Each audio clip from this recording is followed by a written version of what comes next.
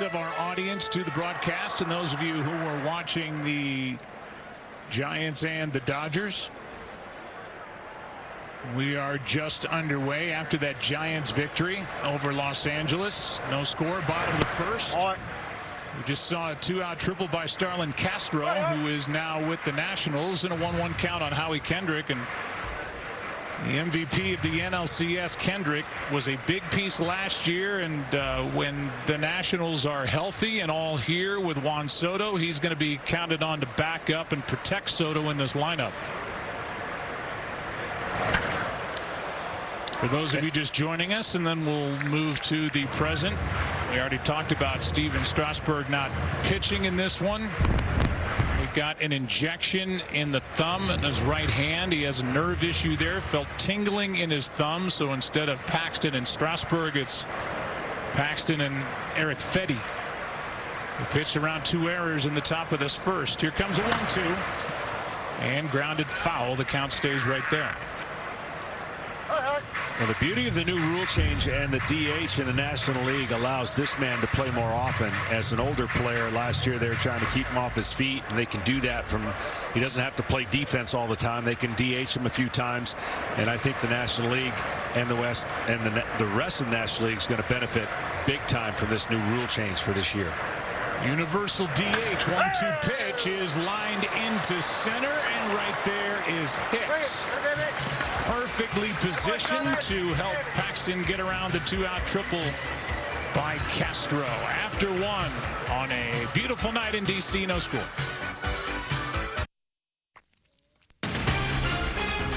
Tonight's telecast is sponsored by Bud Light. Whenever there's a game to watch, there's a Bud Light there. Second inning rolls in a scoreless game in D.C. The Yankees and the Nationals. And for New York, it's Hicks, Voit, and Sanchez against Eric Fedde, who finds the strike zone with a 91-mile-per-hour pitch for strike 1.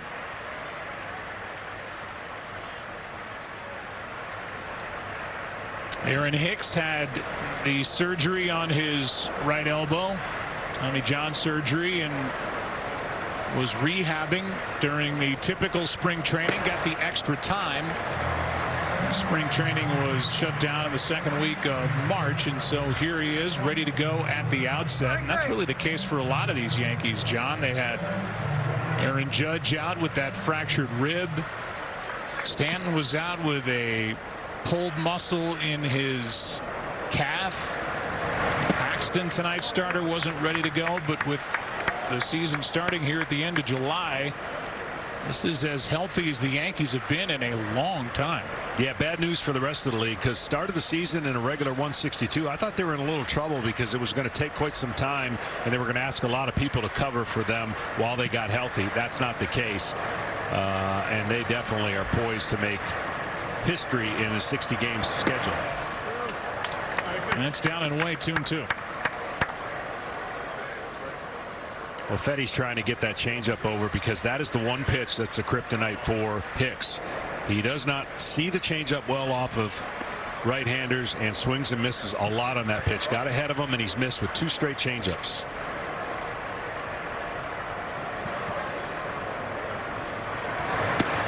Two pitch, and it's a good one. Down and in, swung on and missed, and Hicks is the second strikeout victim for Eric Fedde. Well, while we have a second before Luke Voit walks in, we'll get you caught up, or at least reminded of some of the free agent signings that happened leading into 2020, the trades that happened. Just a couple. Kluber going to Texas, Betts and Price out to L.A. Price has opted out, Betts has re-upped, and then new managers all over the place. That's not the case with either one of these two teams. With Aaron Boone still in the dugout for the Yankees, he's done a phenomenal job as Voit took a strike, and now another. And Dave Martinez, who was there while his team got off to that 19-31 start, might not have had too much longer. If they didn't start to turn it around, they did. They won it all, and Dave Martinez was a big piece of that. Ball and a couple of strikes on Voit.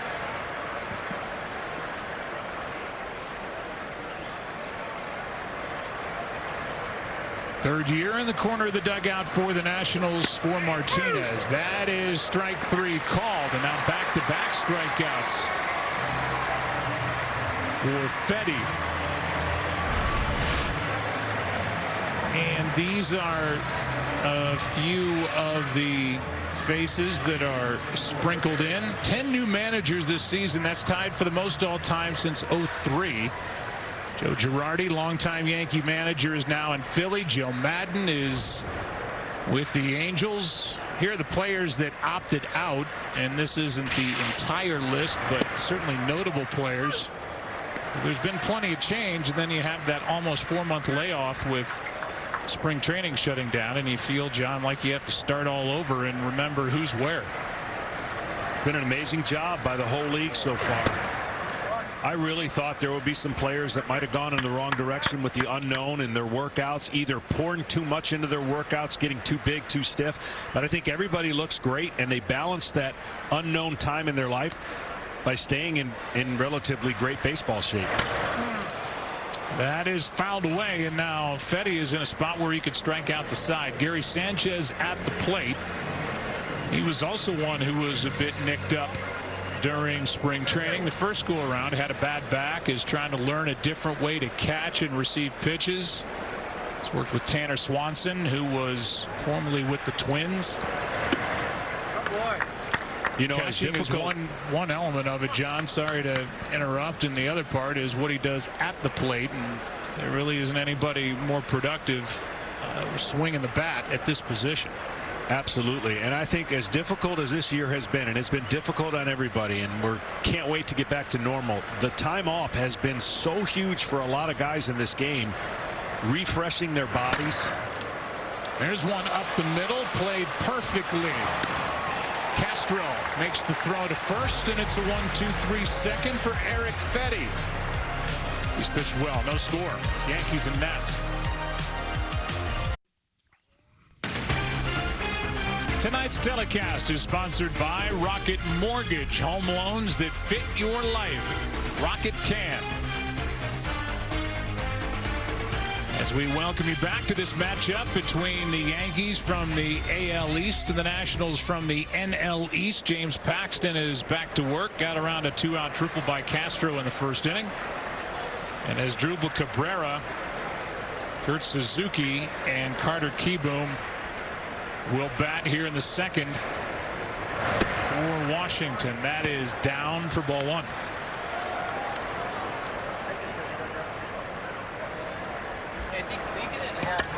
Asdrubal Cabrera was released by the Rangers at the beginning of last August, and he was a huge piece of the puzzle for Washington as he gets a base hit through the right side. Hit .323 last year in the regular season, hit .286 with the Nationals in the World Series, and he's on to start the second here against Paxton. Loves hitting fastballs off of left-handers. You see those numbers when he was with Texas, but with Washington, he was a completely different player. Rejuvenated, and a big part of the stretch run for the Nationals as the improbable World Series. I'll still never forget how many opportunities they had to be eliminated, and they just would not. Came up with big hit after big hit. Here's Kurt Suzuki. That is lined into left center field, and the first two are on here in the second inning as Cabrera will stop at second. It's 2 on, nobody out, and Paxton in some trouble here in the second frame. So more on Paxton. Our pitcher profile sponsored by Rocket Mortgage, and over the last 14 starts, including last year's postseason, these numbers are eye-popping. Yeah, fantastic job of finally mixing in his pitches. He was staying firm with fastballs and cutters in, and he started throwing his curveball more and a two-seamer, and he really gave the hitters fits once he got on the attack with fastballs and threw that curveball, which from the angle at which he throws his curveball, so hard for a right-hander to pick up. Here's Kieboom. Shortstop in the minor leagues. Former first-round pick, and a good block here by Sanchez on strike 1. A check swing by Keyboom, and he went around. So he's basically learning when he's not DHing. He's DHing tonight because of a tweak in a groin muscle, but he is learning third base as we take a look at him thinking he had held up, and looked like he I did. get a pretty good argument. But they're not worried about his bat while he figures out how to play third. That is fouled back and out of play, and that was some rip by the top prospect for the Nationals. And there are the numbers, including the minor leagues as a professional. Not much over at the hot corner.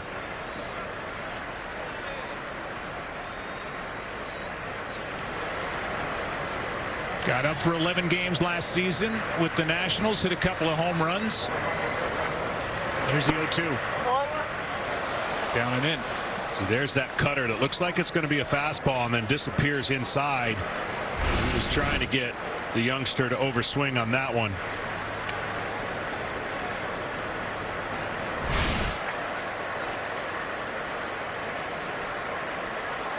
Back-to-back hits to start this inning, and now a 1-2 pitch to Keyboom. John, you talked about the resilience of the Nationals last year. Just to give you the numbers with it, Washington faced elimination 5 times in last year's postseason. They trailed in all 5 games and obviously came back and won every time, and won all 4 games that they won in the World Series on the road in Houston. Really, we'll never see it again. I mean, we'll never see a World Series where there wasn't one home win in a 7-game series. We'll chalk that one up to the record books, and it'll never be tied. But what's so intriguing about this year is, like, we're here in the 2nd inning, and if it was in a regular season game with 162 games, the pressure and importance of that game's not as much. But everybody's going to pay attention and understand that every series win, every time you win 2 out of 3, your chances of getting to that 16, that 8 spots in each league go way up. So strategies might change. Philosophically, managers might manage a little differently. And then the usage of the players is going to be interesting because it's only 60 games. You might be able to lean on some players a little more than you would in a 162 season. 2 quick strikes on Keyboom, and now a 2-2 count. Chance here to put the Nationals on top in the 2nd against Paxton. That is up and away in a full count. The other thing that you're going to notice as this year goes on, you're going to hear a lot more banter from the dugouts that you would be drowned out by the crowd. You're going to hear the loud guys, like it would have been with me, yelling for your teammates, or maybe yelling against the pitcher who's lost command. And this is the interesting part about this season. Each player is going to have to so focus on what they're doing because the atmosphere is so different. And some players are going to struggle with the mental toughness it's going to take to lock in every single time and not hear the nuances of not seeing people in the stands or the crowd noise.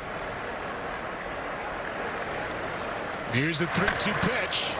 Ground ball right side that will get through the hole and put the Nationals into a bases loaded, nobody out situation as the lead runner Cabrera did not get a great break heading for third on that little chopper through the right side. Keyboom smiling, but it's 3 straight singles, no damage yet, and nobody out here in the 2nd. Yeah, I'm a little surprised. I know that Judge has an incredible arm, but that play, if the Nationals don't cash in on a big inning here, getting on the scoreboard against the Yankees sure helps your starting pitcher because he knows he can't make many mistakes against that lineup. Yeah, that ball not hard hit at all through the right side, but Cabrera just went from 2nd to 3rd, and the bases are loaded, nobody out for Victor Robles, who pops it up foul, back and out of play, strike 1.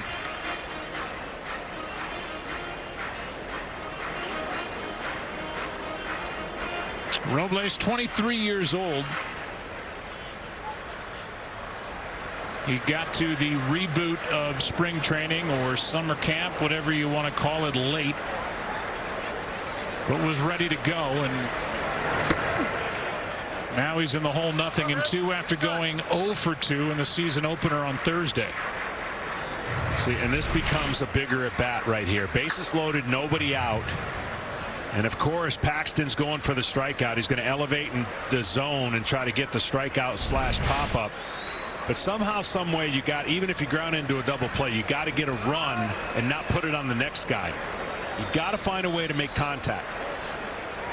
Well, that was a problem last year for Robles, who's got a ton of talent, 5-tool player. But trying to cut down on the swings and misses, the strikeouts. That's his #1 goal this year as he takes outside, 1 ball, 2 strikes. Great idea by Paxton. That ball needed to be up over the plate, and I don't think Robles would have been able to lay off of it. It was just enough off the plate where he could track it.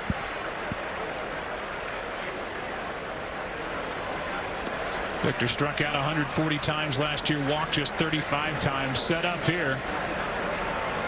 Paxton. A foul back to the screen.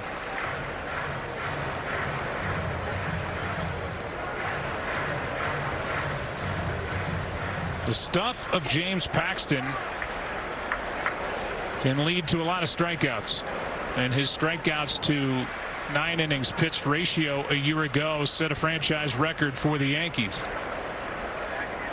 He struck out Turner to start his night, trying to get around 3 straight singles here in the second.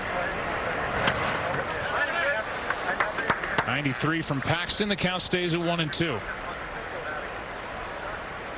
So this is an interesting pitch selection here. He's gone up 4 times now, and Robles is starting to catch up to the fastball over the middle of the plate. This might be a nice time to try to bounce his curveball. Started over the middle and ended on the bottom part of Gary Sanchez's shin guards.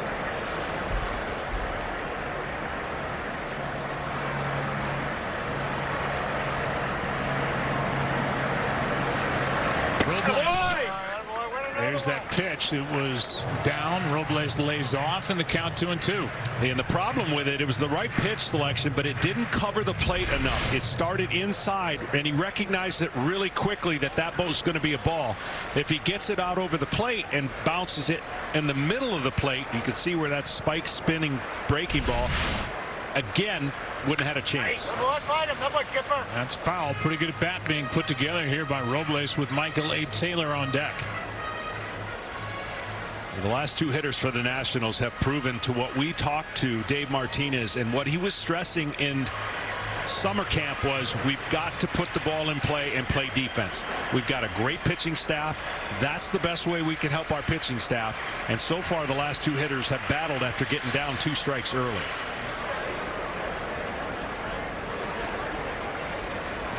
That is a rocket fair into the corner. 1 run will score. That's Asdrubal Cabrera. Here comes Suzuki. And holding at third is Keyboom on a 2-run double by Victor Robles. And the Nationals are on top 2-0 in the second.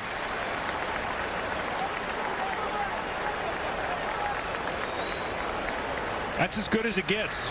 He looked really bad after 2 pitches, and Paxton had a chance to put him away in about 3 different pitches. This ball spins. When you see a dot like that, that is music to a hitter's eyes. If it's like a small dot, it's a pitcher's best friend. But that one had a bigger circle on it, and you can track that as a hitter. And boy, did he track it and come up with a huge hit. And still nobody out. 4 straight hits, 3 singles, the double, and the number 9 man Taylor will be the hitter as Gary Sanchez pays a visit out to James Paxton on the mound. And he was joined by the new pitching coach Matt Blake, 34 years old, comes from the Indians organization, did not play pro ball, played collegiately, and now he's the pitching coach for the New York Yankees. And after his visit, Paxton says he's ready to go as he deals with Taylor.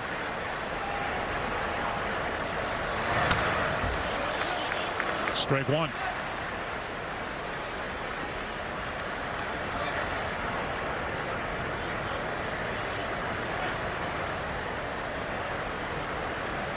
Played in just 53 games last year, hit .250. He's an extra outfielder. Eric Thames is starting this game, a newcomer to the Nationals, on the bench with the lefty on the mound for the Yankees, and that's upstairs, a ball and a strike.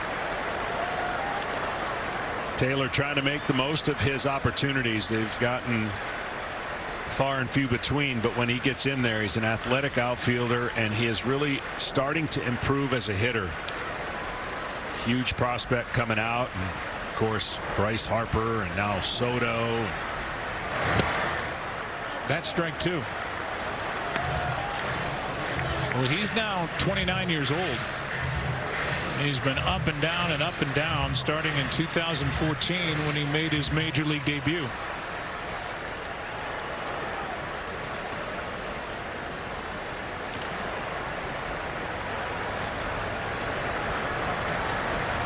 Runners on at second and third, nobody out. And this one is fouled back as Sanchez wanted it up, and Taylor got the bat on him.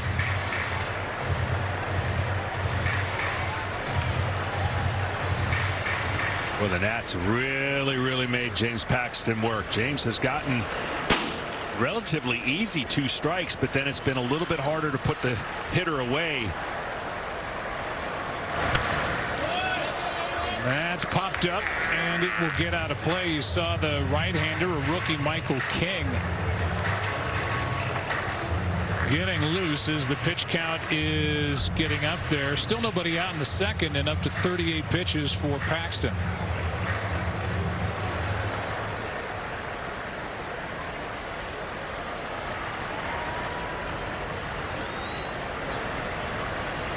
A lot of strikes, only that strikeout with Turner, who waits on deck. That is outside, 2-2.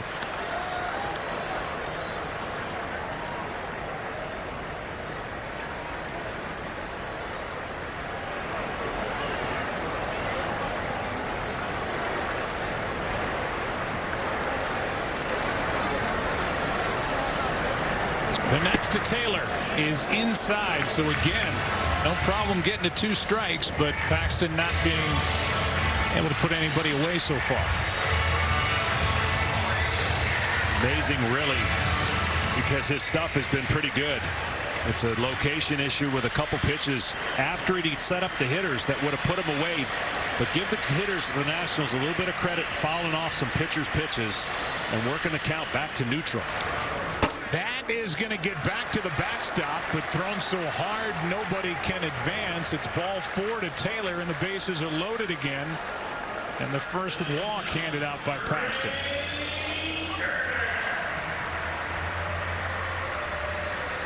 Well, day off yesterday. Rain shortened game on their opener, and that might be it for Mr. Paxton with a fresh bullpen, expanded roster, and a lot of pitches in this inning. And that's it. Second visit. Aaron Boone takes the baseball. We will see the young right-hander Michael King. Disappointing first start of the season for Paxton, who exits here in the second. It was Victor Robles who shot one down into left field for a 2-run double. Nats up 2, looking for more.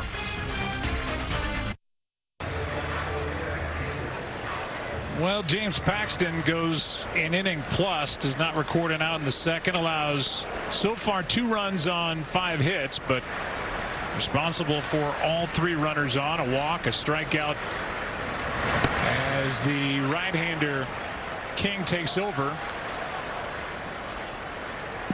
and misses with ball 1. Back to the top of the order for the Nationals. That's Trey Turner with Eaton and Castro to follow, and welcome into the 2020 season for Michael King. A 1-0 pitch is chopped left side. Will it be 2? Good play by Torres, and then on to first for the double play as a run scores to make it 3-0. But King comes out of the bullpen and gets exactly what the Yankees hoped he would. What a great job. You're talking about coming in and no room for error. He's got a good sinker, curveball, changeup, and slider, and he throws a good sinker to a guy who can run, and a rare double play hit in by Trey Turner. Great short hop catch, and then the flip and the turn. And what could have been a huge inning has been at least delayed a little bit for the Nationals. Been batting for a long time. King got into a game last year. This is his second big league outing, and he misses with ball one down to Adam Eaton. So these are the scenarios where I think it actually plays into Michael King's favor, where he comes into a game and the bases loaded and the crowd would be going crazy and the atmosphere would be a little different. He at least gets to be in a game where that stress level, besides the bases loaded, is taken away from him. On the flip side, when a closer comes in the game, that's going to be difficult, because that adrenaline has to be self-induced. When a closer comes in the game late and there's an opportunity to save the game, he's missing that adrenaline at home or even that atmosphere on the road. And it'd be interesting to see how players handle that as time plays on. King misses with ball two to Adam Eaton. Flied out to left his first time against Paxton. That is down. You see King kind of slings it to home plate, not exactly over the top. He missed there in the count 3-0.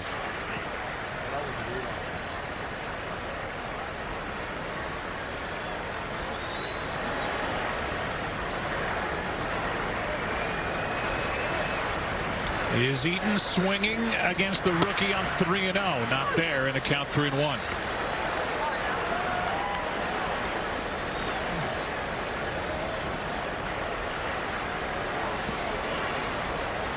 See that right there, Joe?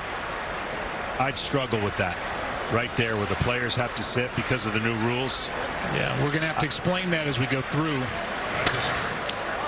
And we'll do it in the next half inning. That's in the left center field. Over to get it is Hicks, and what a job by the young right-hander Michael King. Came in with the bases loaded, nobody out, only one more scores, and it's 3-0 after two.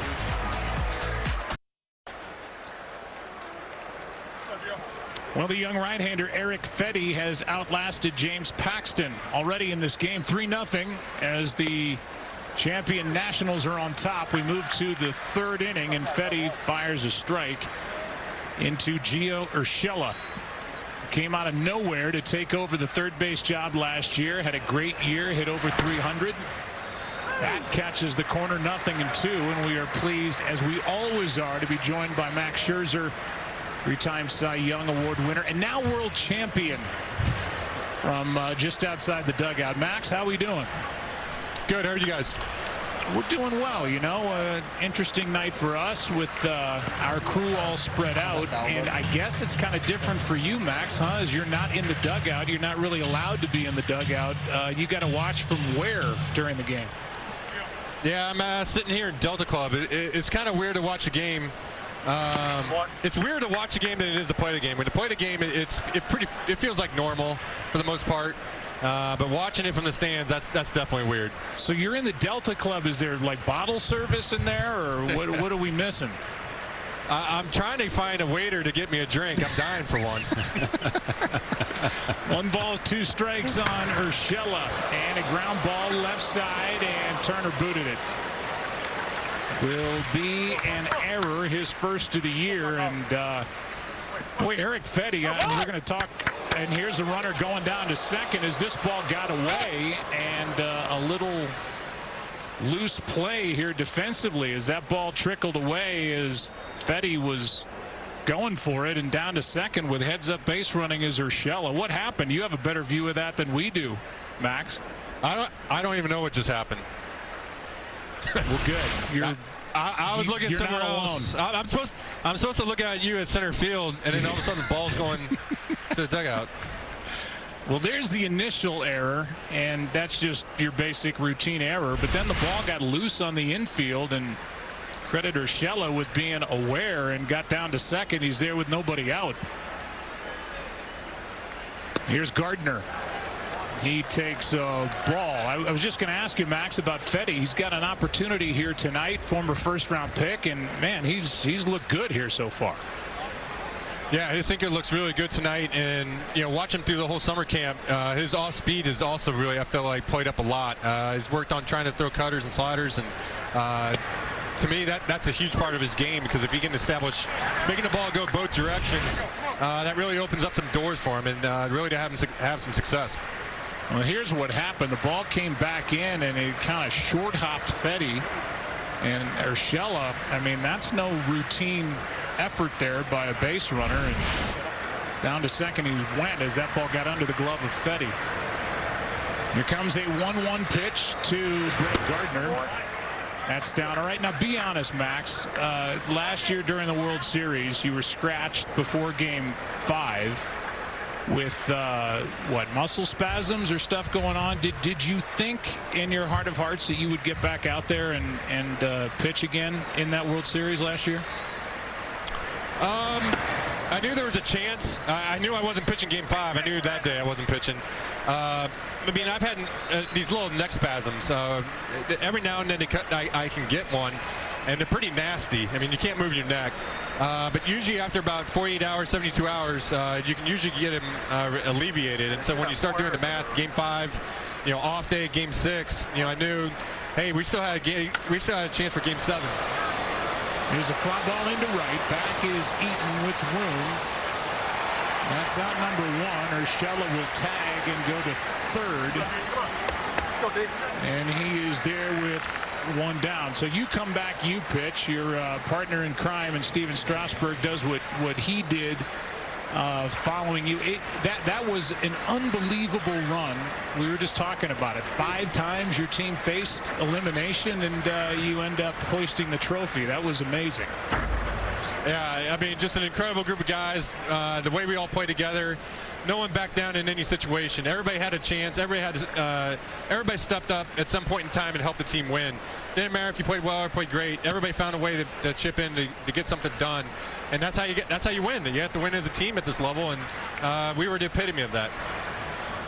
Runner at third with 1 out. And here is a line drive into left center field off the bat of LeMahieu, and that will put the Yankees on the board. It's a 3-1 game. Mayhew on his first start is on for the second time, has his first hit. That LeMahieu is a tough out, Max, isn't he? Yeah, he does a good job of really hitting the ball the other way, but staying inside the ball. So you leave a pitch up, he can do that. I think the best thing that can be said about baseball so far in 2020, and you guys are playing your second game, is when I read clips, and I've talked to a couple of players, and I've talked to the 2 managers involved tonight. Once the ball games start, I know that there's no crowd as Judge hits one to third. Diving stop Cabrera. Out at second and safe at first as the inning continues. I'll ask you, does it feel normal once you kind of get going with regard to the baseball, at least, Max? Yeah, when I was out there pitching the other day, I mean, it felt normal as much as it could be. We've been playing with no fans, and we get it. But at the end of the day, look, that's just what's going to happen in 2020. You got to keep a smile on your face. I mean, if you're going to cry about it, it's nothing good that's going to come out of it. So I just feel fortunate that we are playing baseball. We're very lucky to be able to get everything, get the season up and running, and be out here and still being able to play the league and play the game that we all love. So a runner at first, 2 out now, and a chopper foul off the bat of Torres for strike 1. Max, I know that I gotta give it to every baseball player so far. I know it's early and there's a long way to go, but everyone has been in shape, ready to go. And you touched on it. Do you think your years of experience helps you for this moment? And that what could you help a young player? Because this has got to be so out of body to go into a season with no fans and lack of structure. How does that work for you guys with your young guys? I mean, I don't have a formula. My message has been to the guys is just there's going to be a challenge every single day. There's going to be something new every single day. There's going to be a scheduling thing or something that pops up. You never know what's going to happen. When these things pop up, you just got to take it in stride and just keep moving forward. If you try to let one little thing bring us down, there's going to be so many things that can bring us down. So to me, it's just going out there and just keeping a smile on your face and just understanding you're just going to have to go out there and do your job as best you can on and off the field. Because not only is it what's going on the field, it's about your behavior off the field as well. That's just as important for us to be able to win as a team. Here's an 0-2 pitch and a grounder to third. Backhanded pickup by Cabrera. The inning is over. Max, as always, thanks for your time. Have a great season and please stay healthy. Appreciate it. You guys too. All right. That is Max Scherzer, 3-time Cy Young Award winner and now a world champion. We are through 2.5 in Washington. 3-1 ball game. Nats on top.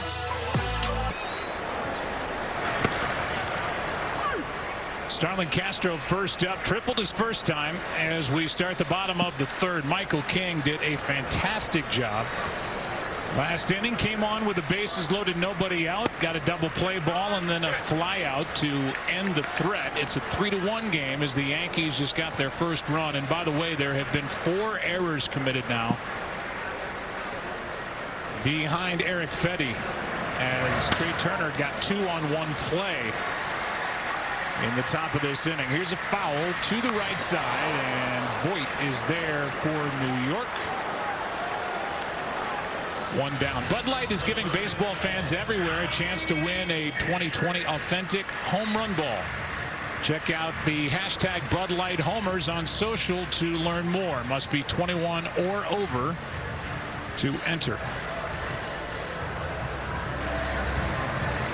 So Michael King, who really pitched well against the Mets a week ago today. 4 strong innings, made the team, comes out of the bullpen, and Ken Rosenthal, this has been a really impressive start to his work out of the pen for the Yankees, and that is a deep pen as Urshela takes care of Kendrick. 2 out. It's an interesting story, Joe, on how the Yankees acquired Michael King. November 2017, they trade with the Marlins, acquire King and $250,000 in international bonus pool money. Money they hoped would help them sign Shohei Ohtani. That didn't happen. And in that trade, they gave up Caleb Smith and Garrett Cooper. Caleb Smith became a pretty good starter for the Marlins, pitched their 2nd game of the season today. But Marlins people were upset that they lost King, and here he is for the Yankees tonight, pitching pretty impressively. Yeah, he is a big-bodied 25-year-old rookie right-hander, and he misses outside with 2 out, nobody on to Cabrera. I'll bet you when he came over here, he was like, oh, great. They're loaded in the pen. They got arms galore.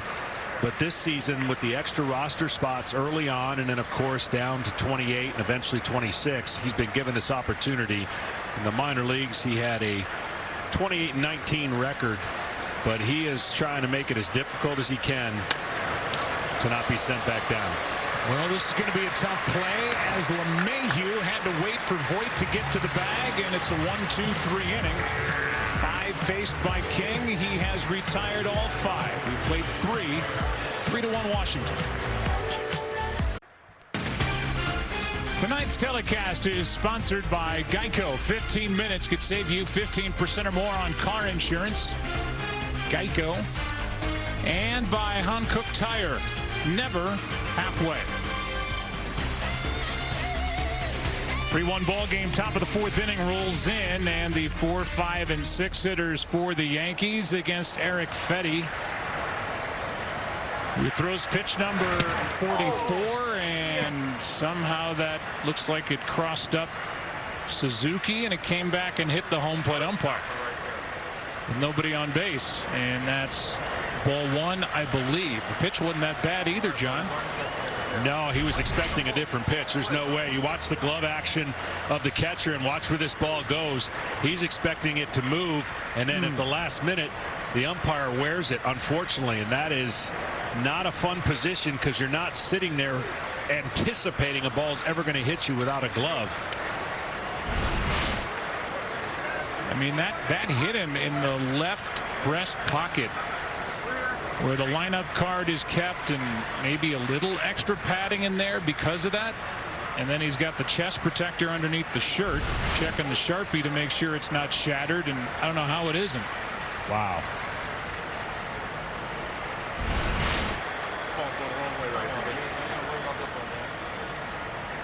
But Dan Bellino is ready to continue, and that is down the count 2-0 on Giancarlo Stanton. Get into a double play his first time up. Had a big Thursday night in game 1. Monster home run. Couple of hits. That's outside. 3-0. Let's listen to that ball hitting the home plate umpire, Bellino.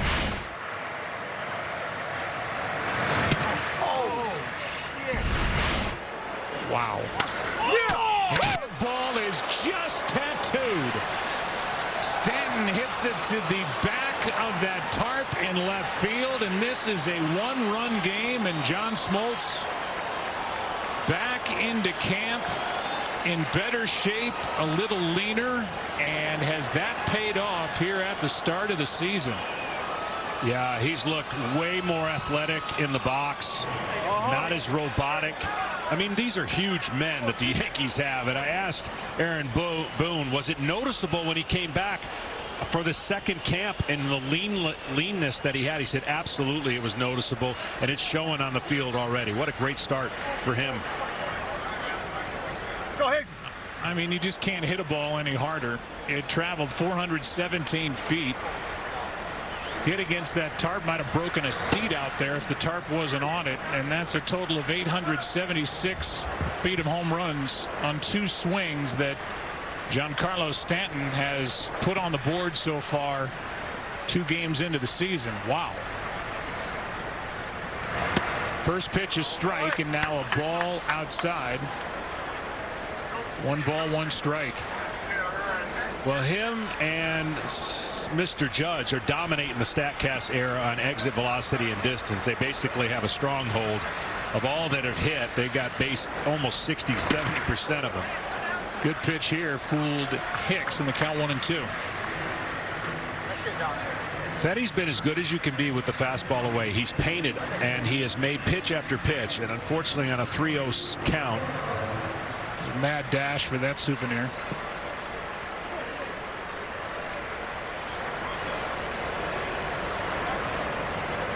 Here's the 1-2 outside. 2 balls, 2 strikes.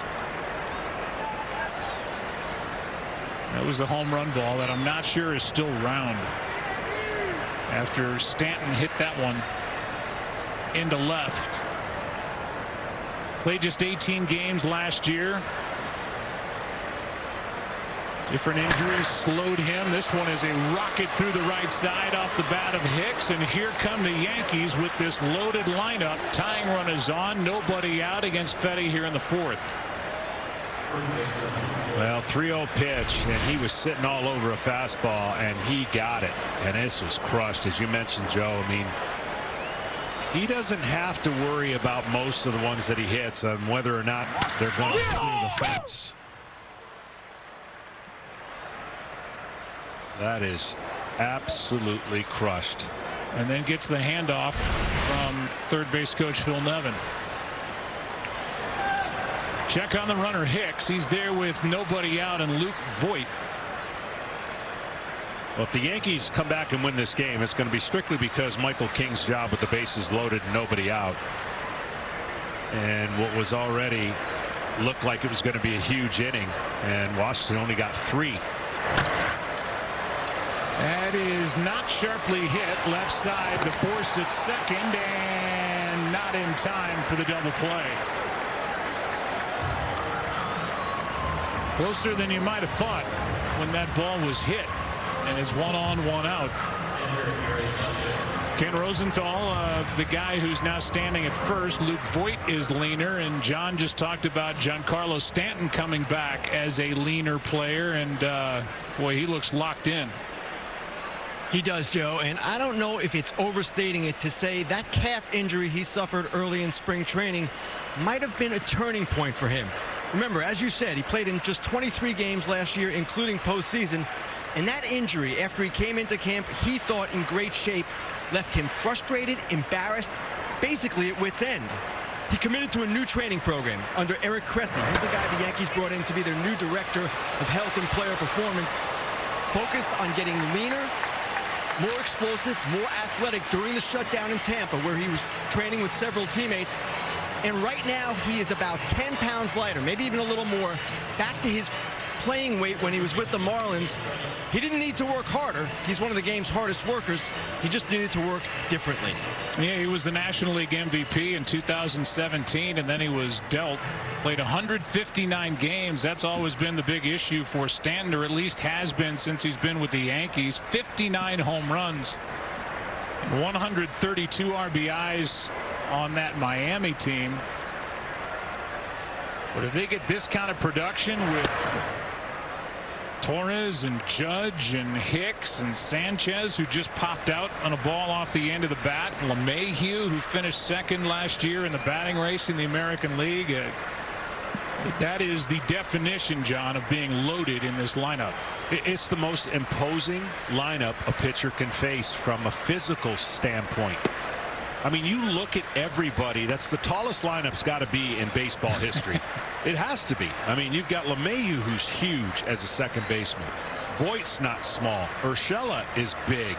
And, of course, we haven't even talked about Sanchez and how huge he is. I mean, it's a nightmare when you're not on your game. It's a nightmare when you're on your game, because you have to be extra special to get through this lineup and keep them scoreless. It's like the tight end group at the NFL Combine when they get off the bus and walk into a stadium. That's how big they are, as it counts 2-1 on Urshela. And you know the amazing thing as a pitcher, it's inviting to throw strikes, meaning you look like you could throw strikes easier because you would think the strike zone's going to be bigger, and what you actually do is bring the strike zone shrinker because you're trying to make perfect pitches, and those perfect pitches sometimes turn into mistakes and they don't come back. Runner at first, 2 out, 2-1 pitch is hit hard and fair. Past third, and will get all the way into the corner. And here comes Voigt chugging around third. They're going to hold him there. And just about any other runner in this Yankee lineup would likely have scored. Instead, it's a double, and it's still a Nationals 1-run lead. Second and third, 2 out. Urshela aboard for the second time, and this was another rope that was hit between the third baseman Cabrera and the line. Cabrera already made a fantastic play on Judge, but now Fetty is leaving some of his sliders over the middle of the plate. He's put a lot of pressure on that pitch when he's not sweeping it away, because his sinker is catching the outside part of the corner. Paul Menhart, who is in his second year as pitching coach here with the Nationals, is out to talk. And we'll step aside.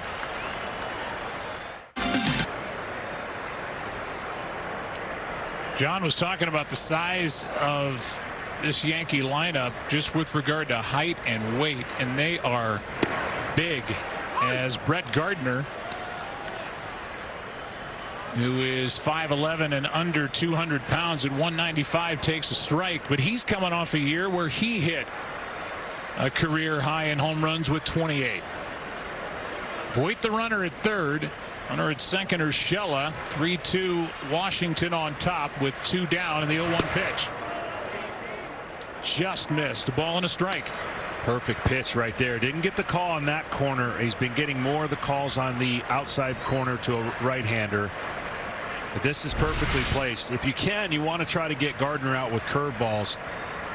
But that's not exactly the repertoire of Fetty. He likes to go fastball, slider, changeup.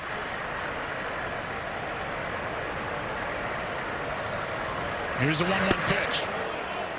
That's down 2-1. Now the last remaining active player from the 2009 championship Yankee team, with the departure and retirement of CC Sabathia.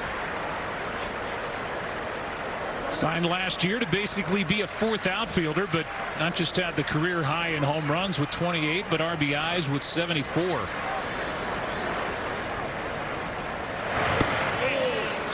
Check swing, pitch was down, and the count is 3-1. He's one of those guys, those cagey veterans. He doesn't give many at bats away, and certainly grinds out an at bat and gets a pitch he likes and It's where his power is, down and in, middle in. He's looking for that pitch to pull. He's probably not going to hit many home runs the other way, but he will flare the ball the other way for base hits if he has to.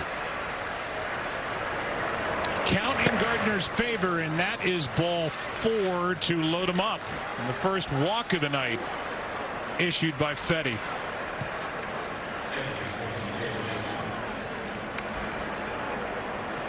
Tonight on FS1, baseball's opening weekend continues as Manny Machado and the Padres take on the Diamondbacks at 9 Eastern, 6 Pacific on FS1 and the Fox Sports app.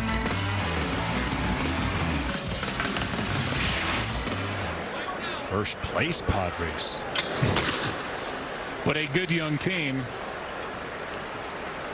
And we'll see how far they go. There are a few teams that are on that list, John. I think of certainly San Diego. Cincinnati is a team that I'm anxious to see how they get along here in 2020 with the pitching that they have, the additions they made from a year ago. The front office has done a nice job as DJ LeMahieu stands at the plate with the bases loaded, 2 down.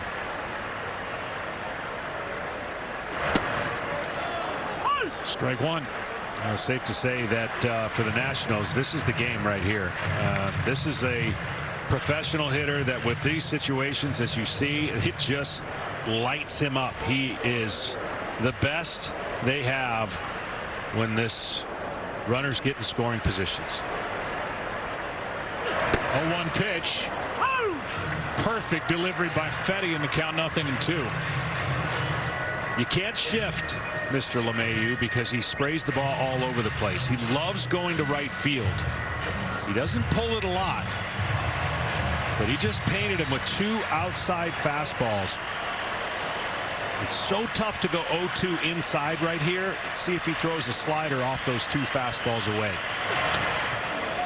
And right back with the sinker. And LeMahieu spoiled it.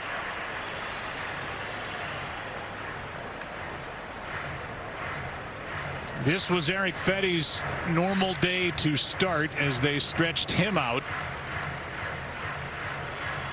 And so instead of pushing Patrick Corbin up, he'll work tomorrow for Dave Martinez. They slotted Fetty in place of the injured Strasburg. Here's the 0-2 and a nice pick by Suzuki behind the plate, ball 1.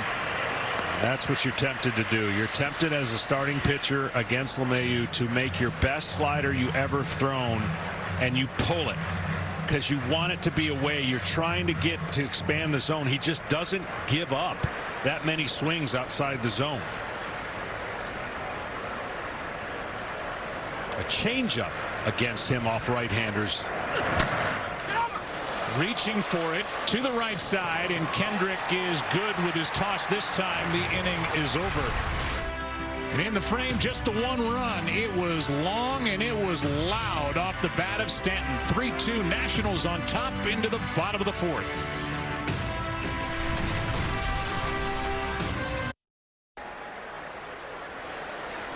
Michael King relieved in the 2nd. Pitched to 1-2-3 third and fires a strike into Kurt Suzuki to start the 4th. Suzuki, Kieboom, and Robles against the 25-year-old right-hander.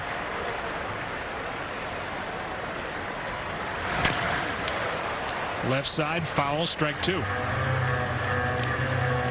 Suzuki's a real aggressive hitter. He doesn't waste much time at the plate. He doesn't get to many 4- and 5-ball counts. He's looking to hunt the fastball. He struggles on non-fastballs. That's where most of his strikeouts are coming from.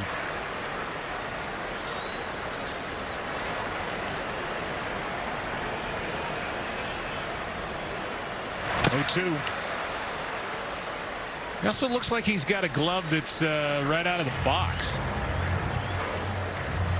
If not, then he takes unbelievable care of the glove that's on his left hand. I mean, does that not look like it's brand spanking new? It sure does. You could never do that. Here's the 0-2 again, and that's into left field off the end of the bat. Gardner will get there but miss it. And Suzuki is only on at first on that ball that falls in and left. We'll see how they score it. Could go either way. Gardner went a long way, but he got there and couldn't make the grab. Well, this ball was off the end of the bat, and you could see the Gardner gets there in plenty of time to glove it, but it looks like it hits the heel of his glove as he slides, and it hits right there on the heel. Speaking of new gloves. Yeah, he didn't know which way really to go after it. He switched position with that glove coming in, and it goes down as a hit as Keyboom takes a strike. Suzuki now 2 for 2. There are just certain guys, John, and I don't know how you feel about this. You have a better perspective than I, having been 60 feet 6 inches away from him during your Hall of Fame career. But there are certain guys that just look like they're going to hit. And Keyboom, to me, with his swing and his approach, there's not a lot going on there with a lot of extra movement. He looks like he's going to hit. Yeah, he does. I mean, they call that hitterish. The player looks hitterish, and the Nationals are hoping he and Trey Turner and when Soto can get back. I mean, they have developed some young dynamic players that could be here for a while. And you're talking about Harper, who was there forever and now with the Phillies. They haven't missed a beat. They've got to get some guys healthy, and they got to hang into the first part of this schedule. Because let's face it, the NL East has got their work cut out for them, facing the American League East. The NL East is one of the toughest divisions already. They're going to battle all year. He went around, and that is strike 3 for a strikeout. First of the night for King. 1 on, 1 out. Robles will be the hitter. This MLB on Fox telecast is presented by Rocket Mortgage.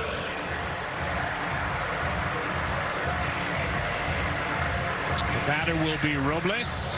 MLB.TV brings you every regular season out-of-market game for the 2020 season, live or on demand. Watch the game's biggest and brightest stars every night on MLB.TV. Stream games, highlights, and recaps in high def, online and on your favorite devices. Blackouts and other restrictions apply. Visit MLB.TV for details. Robles takes the ball outside. Well, we touched on it, but the expanded playoffs has taken the pressure off of some of these clubs. Now you can finish second, make the playoffs, and then there's 2 wild cards that play in. So this will be exciting all the way through, but there'll be a lot of watching of what's going on in the action in the first weekend and the standings, because it's such a shorter sprint to the finish line. That ball is hit in the air to left down the line. It is off the pole and gone. Robles watched it, hoped it would stay fair, and it just did. The home run opens it up to a 5-2 game as Victor Robles goes deep to left here in the 4th.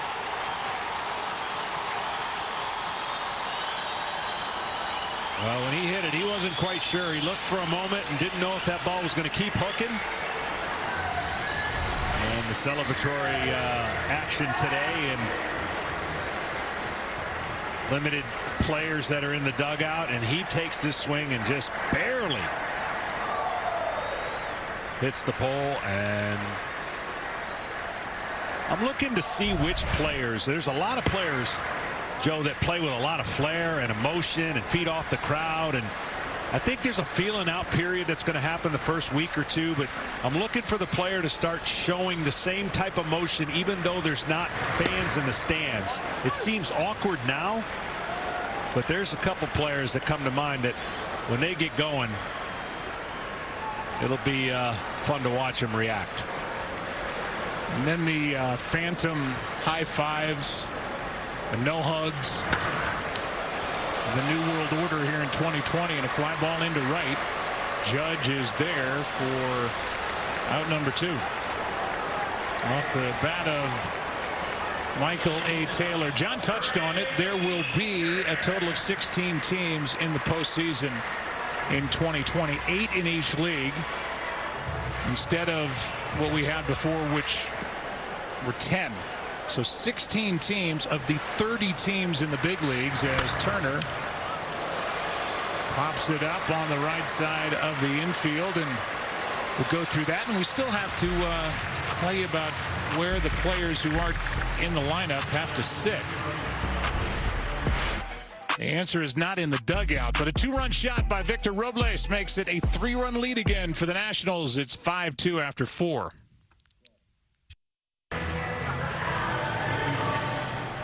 Well, John, a new pitcher for the Nationals as we start the 5th inning. 3-run lead again, and Eric Fetty will not pitch long enough to qualify to get a victory here tonight, but he did have to pitch around 4 errors. I thought he was really impressive here in this spot start for the injured Strasburg.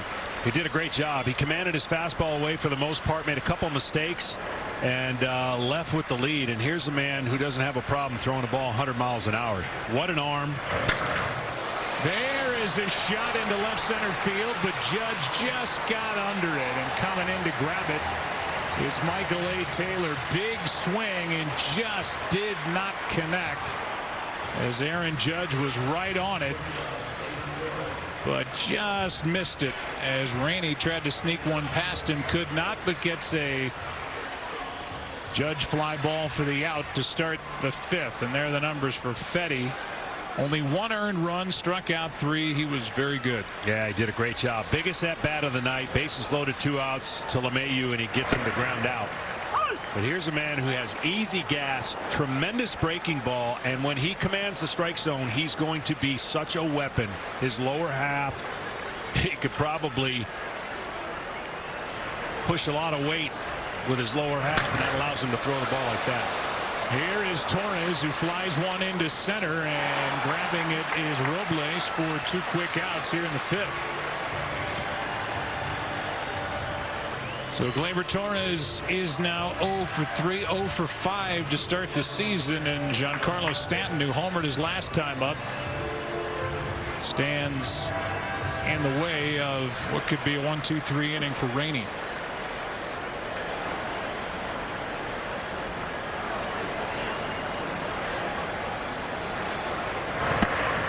Breaking ball misses. Yeah, that's what the down action off of a fastball gives him a deadly combination when he's attacking with strikes. He'll put the hitters in a defensive mode real quick. Stanton laid off, and now again the count 2-0.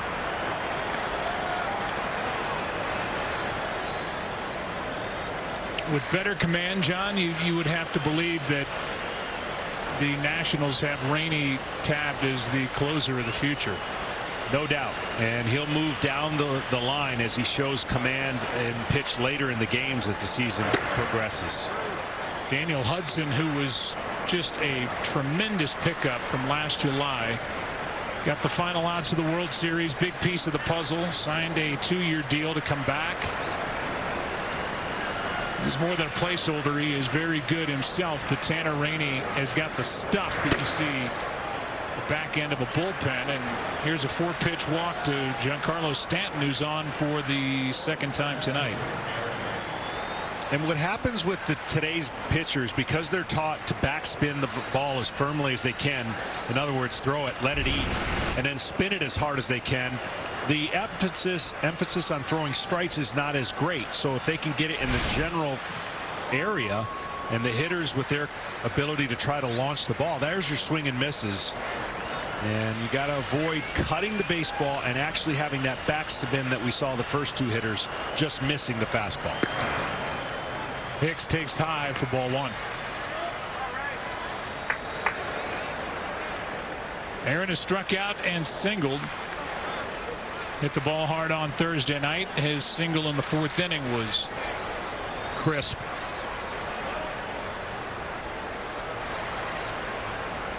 Traded to the Yankees. He has since signed an extension, and he grounds one to the right side, leads Kendrick to the bag. And a scoreless frame put up by Tanner Rainey. Still a 3-run ball game right now. Time for your behind-the-scenes ticket, sponsored by T-Mobile. As we welcome you back, tonight's telecast is sponsored by T-Mobile, America's most reliable 5G coverage. First up is Adam Eaton against the right-hander Michael King, who gave up the 2-run shot to Robles last inning. 5th inning in Washington, 5-2, Nationals on top.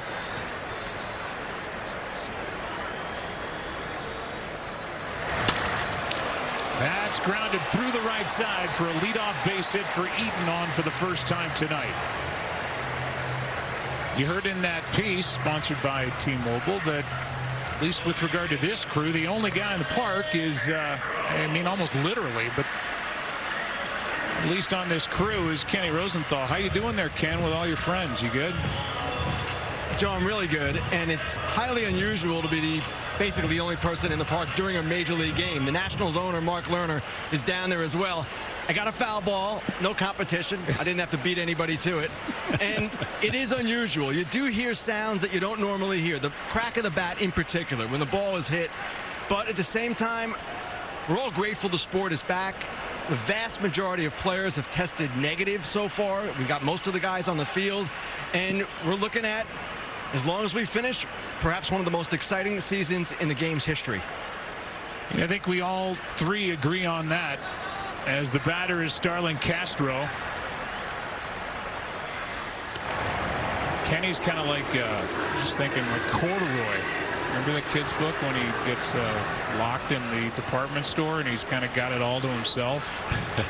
He can go sit in different seats. He can go up to the booth, hang out up there, and go to the different clubs around the ballpark. You got run of the place, Kenny. He could be like the guy that goes to the golf courses and gets all the golf balls and then resells them. Here is a strike into Starlin Castro. I think for the next foul, Kenny needs to start behind home plate, like right under where our booth would be, and no matter where the foul ball is, we're going to time him for how long it takes him to get to the souvenir.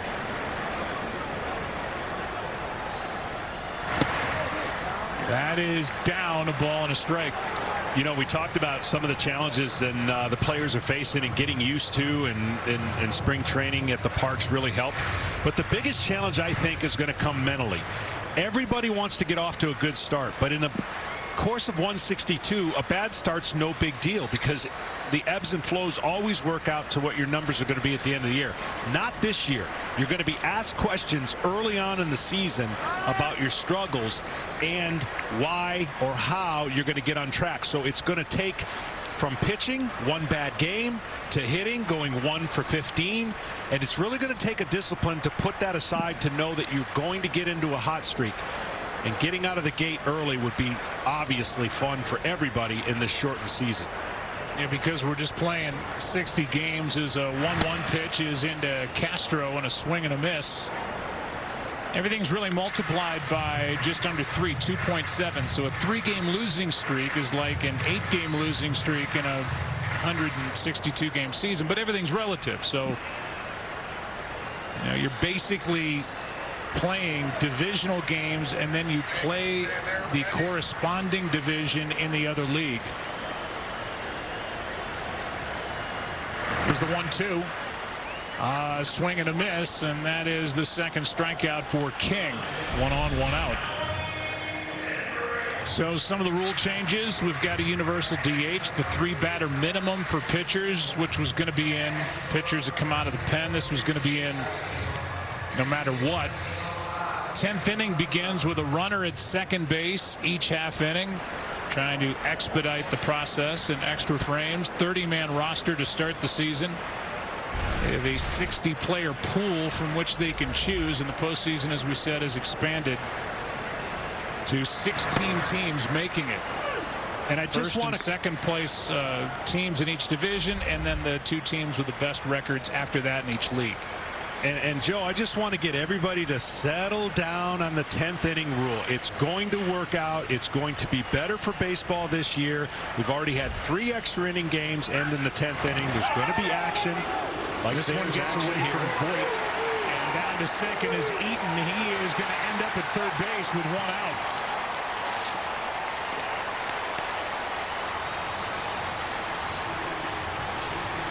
That got a lot of the glove of Luke Voigt at first base, but just trickled away, and Eaton showed off his speed and heads up base running, getting to third with only one down. Well, this is what the Nationals can do to you with Eaton and Turner, and when Soto's healthy and Robles. They've got the speed to make it tough on other teams. They're not going to just sit there and slug with everybody. They're going to make every aspect of their club an asset and put pressure on the defense of the other team. That's what they did in the postseason. They put the ball in play with 2 strikes better than anybody else, and they went away winning the championship. That's strike 2 on Howie Kendrick. But my point to the rule changes, Joe, is that they're all for the same. They're for everybody. And this is going to be a season where it's a great opportunity to test some of these things out. And in baseball, with the long games and the extra pressure on the roster, it's a perfect time. Everyone gets to start with a man on second. Statistically, it shouldn't have too many games go 15, 16, 17 innings and tax your ball club. So I love it, and I think it's going to play out just fine. That is hit in the air to center field. Hicks is back over his head. Scoring is Eden. It's a 6-2 ball game. On a ground rule double hit by Howie Kendrick, and the biggest lead of the night for the Nationals here in the 5th. Well, this was a bad 0-2 pitch. He tried to throw the slider and got it up, and a professional hitter as Kendrick is, he takes advantage of. He knows a fly ball gets the run in. See the spinning breaking ball. It didn't turn the corner. Well, he got better than just a fly ball. He got rewarded with a double. And against this lineup, you can't get enough runs if you're the Nationals.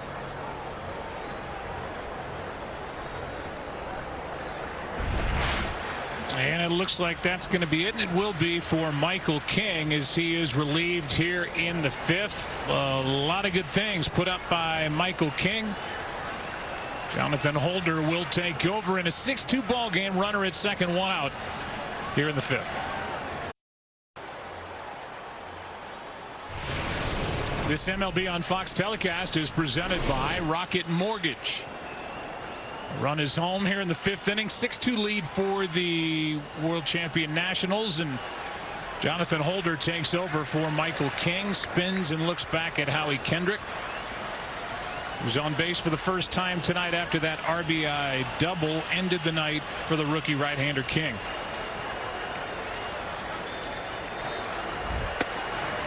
That rides outside at 90 from Holder. Ball 1. There are the numbers for King, but he showed a lot. Responsible for the runner that's out at second base through 37 pitches and is left to just shake his head in the dugout. Came in a tough situation and got out of it. Really did the job there, and they just made a couple bad pitches, and why the line score looks like it is. 1 ball, 1 strike. We're talking about the urgency with a 60-game schedule, and you just have to believe that with the lineup that Aaron Boone has, and with it just being a 60-game season, and you're coming off an off day yesterday on Friday, you're just not going to give up on anything. You've got too good of a lineup. It's a 4-run ball game, so what? That is past Aaron Judge, and it's no longer a 4-run ball game. It's a 5-run game as Cabrera brings home Kendrick, and it's 7-2 Nationals here in the 5th. Another location that Cabrera and the Nationals took advantage of. Bad location of the pitch, and Judge tried to come in and make an incredible play. He's trying to throw the ball outside, gets it middle, and this ball just dives right at the last minute. Even his wingspan and speed that Judge has, he couldn't get to that ball in time.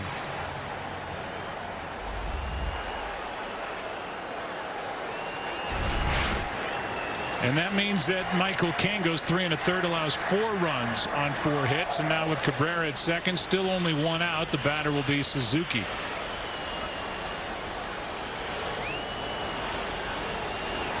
Whatever has clicked for Asdrubal Cabrera, who's been in the big leagues for a long time, makes you think that maybe the Rangers gave up on him a little bit too soon. I know he's a veteran, but man, he can just flat out rake.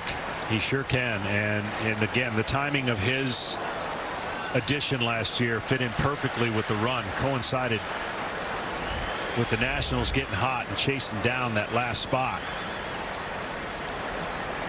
1-0 pitch to Suzuki is fouled back, and he had a good rip, a ball and a strike. And that's what makes the strategy, and you touched upon it a little bit with the Yankee bullpen. I asked Aaron Boone, I get it for 162 games, the restrictions you would have on players, not using a guy 3 times if you can avoid it, but it's only 60 games now. Once the guys get in flux and are ready, are you more tempted to ride a guy, a hot guy, and use him 3 times in a row? And he said he was, and he was going to make sure that he looked after his team from a position player standpoint. You can imagine guys who are hot are going to want to play all 60 games. But his depth allows him. 2-1. His depth allows him, Joe, to be able to take the luxury of some of those guys and space it out. But I think a team that diverts and changes their philosophy in this year only is going to have a decided advantage if they use their horses in unconventional ways that you would never use them in a 162 game schedule. That's foul. 2-2. So I'll give you an example of what I'm talking about. The biggest thing that would be interesting is when the season comes to the end. We've watched the last 3 years in the World Series. Starters pitch in relief, then start, and they use them when the year has been tapped out. You can do that now in a 60-game schedule and not tap your guys out because they'll be fresher. So I think some teams with starting pitching studs are going to be able to utilize that down the stretch if they need be. 2-2 pitch is checked on, and he went around. A strikeout of Suzuki, retired for the first time tonight. Thought he had held up. He did, but he didn't, and he is out number 2. I think, John, that's one of the most fascinating parts of 2020 is with all the analytics and these front offices that are so heavily involved in the day-to-day operations of who comes out of the bullpen and who's in the lineup and who makes the start. No 2 organizations will go about this shortened season the same way with regard to the rotation, how they use the bullpen, the lineups, whatever it is, and see how that plays out is going to be fascinating. Here's Keyboom. He takes a strike. And what I love about it is you're leaving spring training and 25% of the teams virtually are in a rebuild and have no chance over 162. I'm taking those teams and I'm telling them as a manager, you never know. Now 5 to 10% of those teams probably still don't because of the direction they're taking as a club, but it's exciting. Keyboom pops it up. Judge is there and the inning is over. But the Nationals add a couple more and lead 7-2 after 5.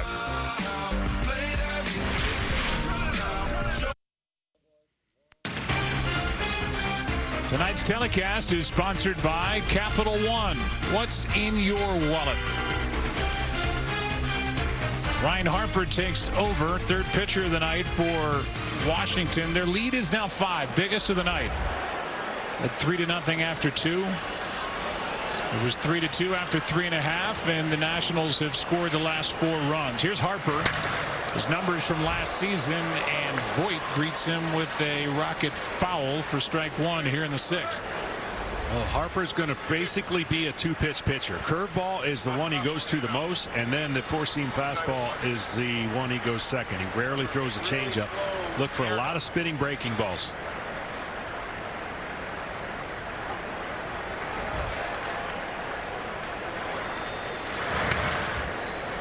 Voit, another foul ball. Luke had to change his number. Gave his number 45 to Garrett Cole, and he's wearing the number 59 in honor of his brother John. His younger brother played football at Army 2014 through 17, and he's training to be an Army Ranger. Defensive lineman, so that's the number for Luke, who checks his swing on a pitch in the dirt, and he went around for out number 1. With that, we'll send it to a game break and say hi for the first time tonight to Kevin Burkhardt. Well, Joe, it's good to hear your voice again. I know Joe Girardi is happy that he's got things back in his way. His guy is in Philly, Didi Gregorius. That's right. He's off to a good start. A home run yesterday, a home run today. and the Phillies got a win 7-1 over the Marlins. Now broadcasting somewhere on Earth, Joe Buck, John Smoltz. Take it back. Yeah, we are in an undisclosed location in a bunker somewhere as Sanchez takes a good breaking ball, tight breaking ball from Harper, strike one. I am in Denver, Colorado in a studio. John is at the MLB Network studios in Jersey. And our man from Jersey traveled all the way out to L.A. to produce Pete Macheska. Mitch Riggin is our director, and so many people trying to make this look as normal as possible and working hard over this first weekend of the regular season. Proud of everybody involved. 1 ball, 1 strike on Sanchez, who's 0 for 2.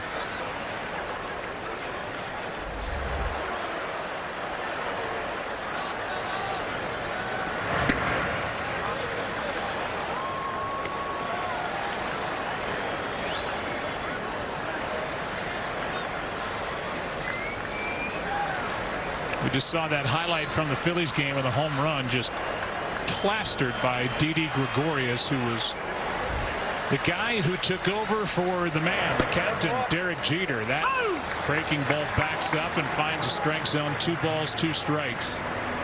And if times were normal, Derek Jeter and his Hall of Fame class would be inducted in Cooperstown tomorrow. But times are anything but normal, as we know. So is Didi on pace for 60 home runs? Got my math right? It's 2 home runs in 2 games. Yeah, you're phenomenal. I don't know how you do that. Calculator. Here's a 2-2 pitch that bounces in a full count. See, now if you and I were actually seated next to one another, I would have looked at you and rolled my eyes. But instead, I have to look at you on a monitor, but I'm still rolling my eyes.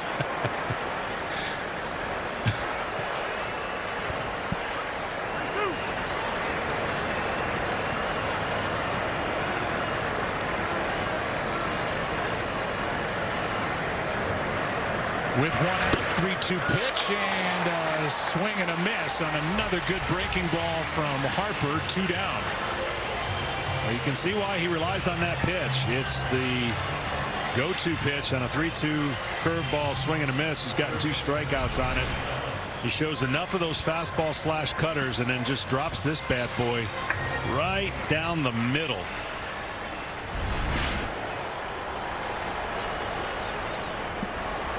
So with 2 out, here's Urshela.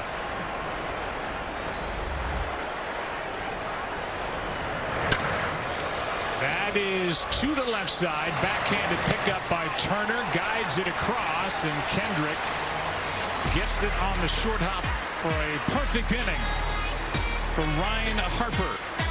7-2 Nats. Thairo Estrada will take over at second base as LeMahieu, who got the restart late, came back a week ago Friday into Yankees camp. Gets his first start here tonight, plays the first 5+ innings and checks out. Victor Robles has doubled and homered, has 4 RBIs in the ballgame. A 2-run double in the second, the 2-run shot off the foul pole in the fourth. 7-2 Nationals lead. Here's a ground ball in the hole and through past Torres for a 3-hit night for Robles, and he is a triple short of hitting for the cycle. An FS1 doubleheader gets underway Tuesday as Aaron Judge and the Yankees take on Bryce Harper and the Phillies. Then the Dodgers square off with Houston. Coverage begins Tuesday at 5 Eastern on FS1 and the Fox Sports app.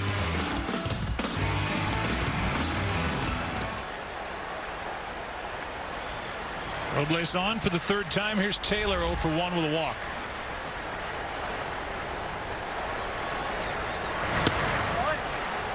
In at the knees, strike 1.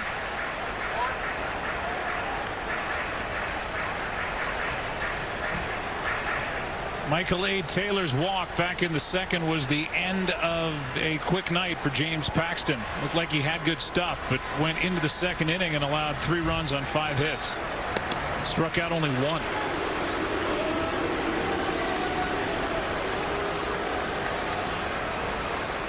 Somebody's good with the sound effects there. That was quick. I'll tell you what. It's throw amazing. over to first, and they booed.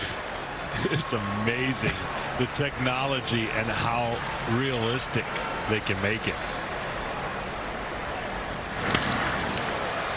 Here is a fly ball into shallow left. Out goes Torres, and Glaber staggers but has it. 1 on, 1 out. Here are the 2020 Baseball Hall of Fame inductees. Derek Jeter, who we talked about, almost 100% of the vote. Larry Walker, who played for the Expos, which the team that moved to D.C. to become the Nationals. The Rockies, Cardinals for a short time. Marvin Miller, the great Marvin Miller, and Ted Simmons, Simba, hit 300 as a catcher, a switch hitting catcher 7 times. 1 on, 1 out. The batter is Turner, and a check on the runner at first. Ted Simmons from the fake crowd. Ted Simmons gave us a speech that I will never, ever forget when we were rookies and he was in the Atlanta Braves organization.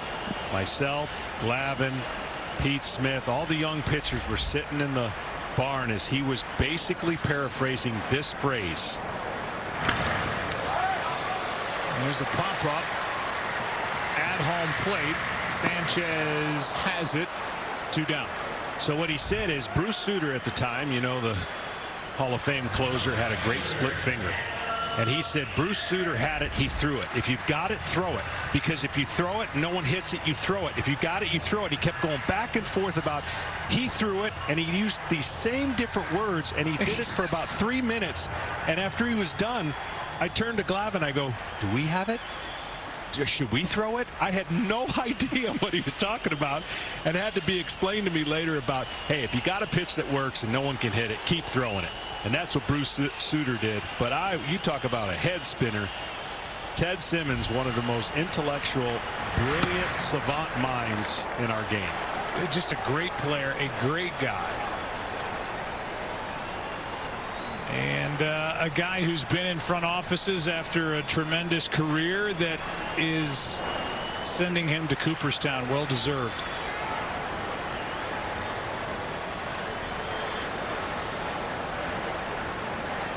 Runner at first, 2 out, and here's one up the middle. Torres to his left, and a stretch by Voit, and Voit says, Voit even knows. He's saying you're going to have to challenge this, but Voit knows he was on the bag. All right, I'm writing down 6-3. What do you think? Unless he's just, Voigt's completely just lying. He's just too demonstrative. He knows he was on the bag, and here's a good look. Oh my. Oh my. Voit may lose this demonstrative challenge. It looked like he was on it, but that shot from down below looked like his foot came off by an inch. Here's another look.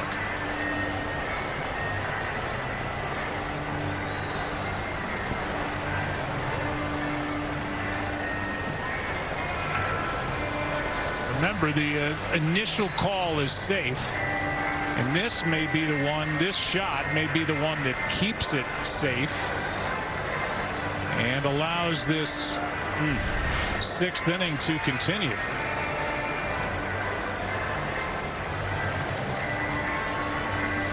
Any more Ted Simmons stories you can give us while we wait for this? All I know is he did a lot of word puzzles. He did things I've never done in my life. Like I couldn't answer 2 questions to a, you know, one of those word crosswords.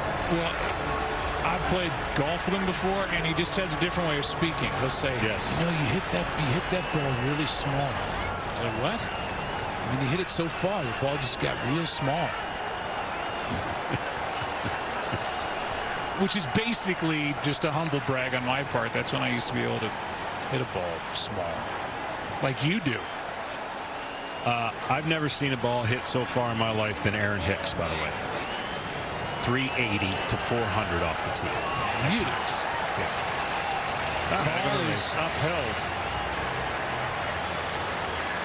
And if that's the case, that should likely go down as E6, I believe, as that throw by Torres on a rather routine play pulled Voit off the bag. That is 6 errors in the ball game. 4 by the Nationals, who lead by 5. 2 by the Yankees, who are making a pitching change. Castro is coming up, and the right-hander David Hale is coming in. The game being played in Washington, D.C. We're in the 6th inning, and the Nationals having the most fun tonight.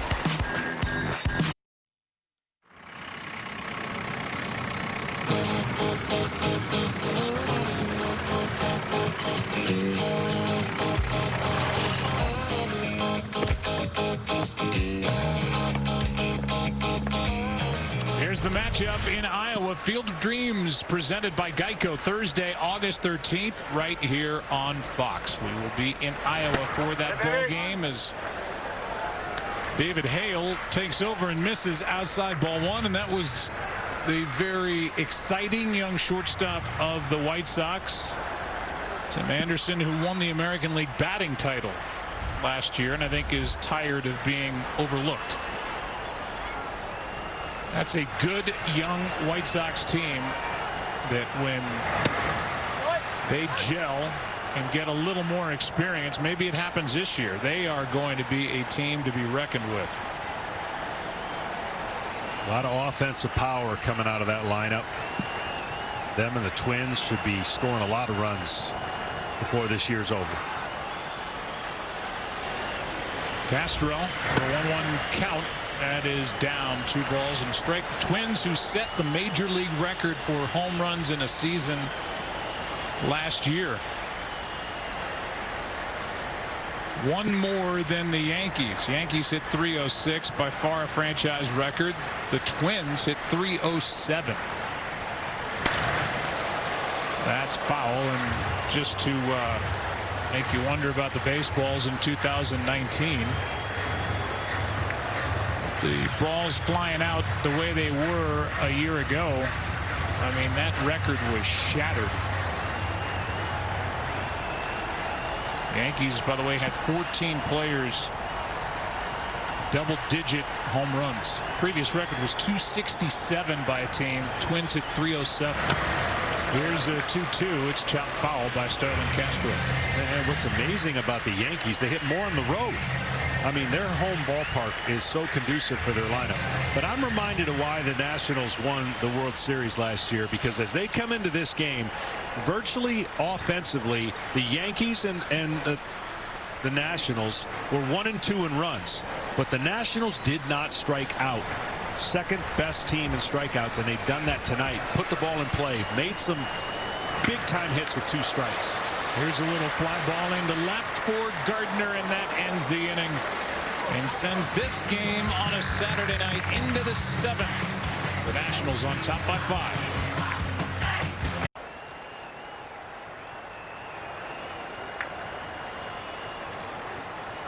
Baseball is back. The MLB app is the only place to get all your baseball action. In-game video highlights, live pitch-by-pitch, breaking news, player updates, stats, leaderboards, and standings. Download the MLB app today, the #1 app for live baseball. Harper back to the hill, had a very good 6th, and finds the outside corner to Brett Gardner to start the 7th. It's Gardner, then Estrada, who took over for LeMahieu last inning, then Judge. In a 5-run game as we play in the 7th.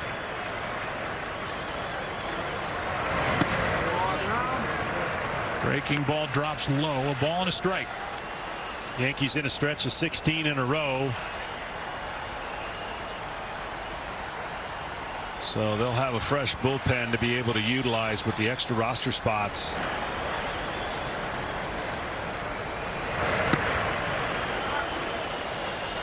That one rolls on Harper, 2-1.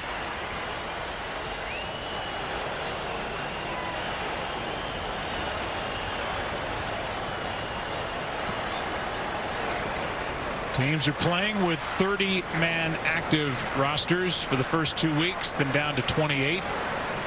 Then down to 26 after a month. That is outside. Suzuki trying to frame it, and the count 3-1. So the final cuts really haven't been made yet. And you've got a lot of bubble guys that are trying to make sure that they survive those next two pair downs. Here's a 3-1, and that one is hit in the air to right down the line. It is just foul. And the count now is full. And we'll give you a game summary. 7-2 ball game in the 7th inning. Gardner back to the plate, 0 for 1 with a walk. Strasburg was supposed to start. He was scratched because of a nerve issue around the thumb. It only travels to the wrist. The Nationals are not overly concerned about it, but who knows? Paxton did not get through 2 innings. Giancarlo Stanton with a home run in each of the first 2 games this season. 2 laser shots, and then Victor Robles, big night tonight, 3 for 3 with a 2-run double and a 2-run home run off the left field foul pole. Here's one off the end of the bat into right, where Eaton is there for out number 1. As we welcome back baseball, MLB would like to honor, remember, and thank the frontline heroes who continue to lift up their fellow citizens during the COVID-19 pandemic. Here's Thairo Estrada.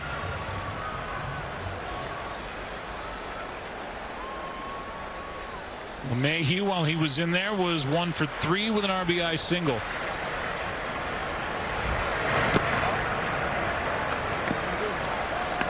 The versatility of Estrada makes him valuable. He can play really anywhere, and his manager, Aaron Boone, called him the MVP of the camp. So many people to pick from. I mean, that is a plethora of luxury that Aaron Boone has. Here's one up the middle for a base hit. And it's 1 on 1 out as Estrada made good solid contact there. That'll bring in Aaron Judge.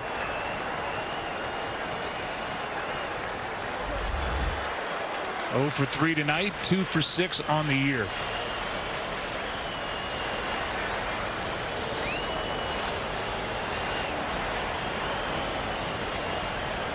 '52 home runs as a rookie in 2017, but he's missed just over 100 games over the last couple of years with different injuries. Takes down and maybe a bit outside, ball 1. And that's the discipline Aaron's trying to get to, because that pitch right there, about 55 to 60% of his swings and misses and strikeouts is in that area off the plate. So difficult for him as a big, tall hitter to get to that outside part and lay off of it.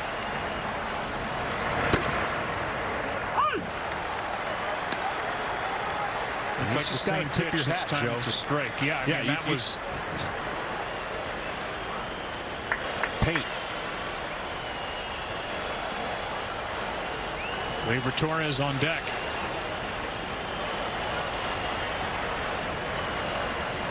Ryan Harper, second inning of work. 1-1 pitch is down. 2-1.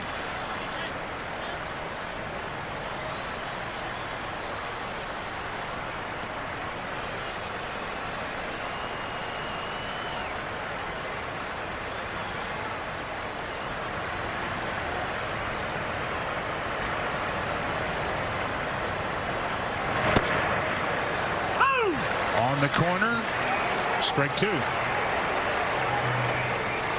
Everything away so far to Judge.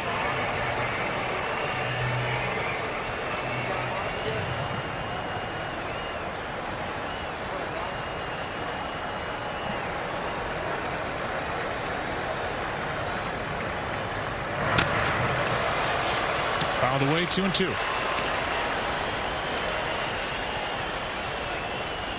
The approach for Judge has got to be, if he can make, any pitcher can make 3 pitches on the outside part of the plate, tip my hat. But it's so difficult when you get in the box to recognize that pitch and try to stay off of it, especially with 2 strikes. And I just think a healthy Judge is going to put up a monster year, and that's what everyone's waiting to see, if he can make it through a season and stay healthy.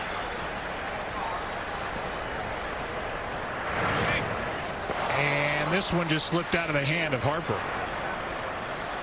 Down to second is the runner Estrada. That looked like a ceremonial first pitch.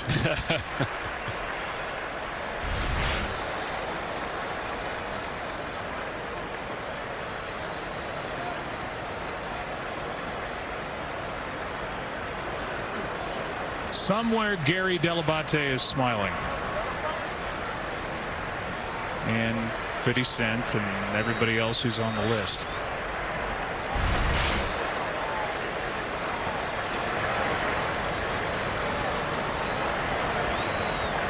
Three-two pitch. And he made the pitch he had to make. It gets away from Suzuki for a moment, down to first, and a strikeout for the second out. He just kept doing it, John, and he ends up getting a strikeout, talking about Harper. Yeah, that's a great signature pitch. He's gone to that a lot, and you tell yourself as a hitter, even though you know there's a high chance you're getting that pitch, the way he throws it comes out of his hand looking like it's going to be a strike.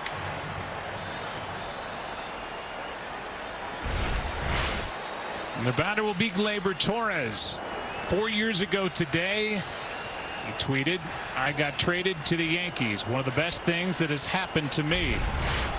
Love New York." And one of the best things that's happened to the Yankees, because not only do they have a shortstop with a ton of power and who is just 23 years old, but they dealt Chapman to get him, and they have Chapman back in the organization now, inked to a new long-term extension. So they get the best of both worlds, have their cake, get to eat it too. Although right now Aroldis Chapman is out, testing positive for COVID-19, and the return date is unknown.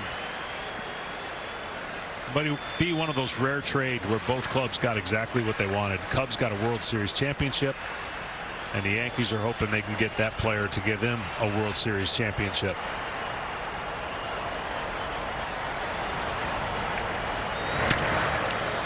That's fouled out of play off to the right for strike two. Yankees were a fourth place team that year, John, and so they took assets and got younger.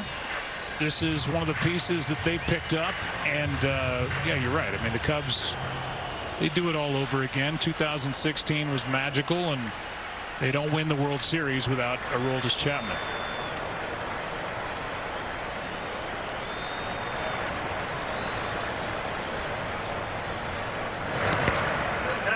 Good block by Suzuki.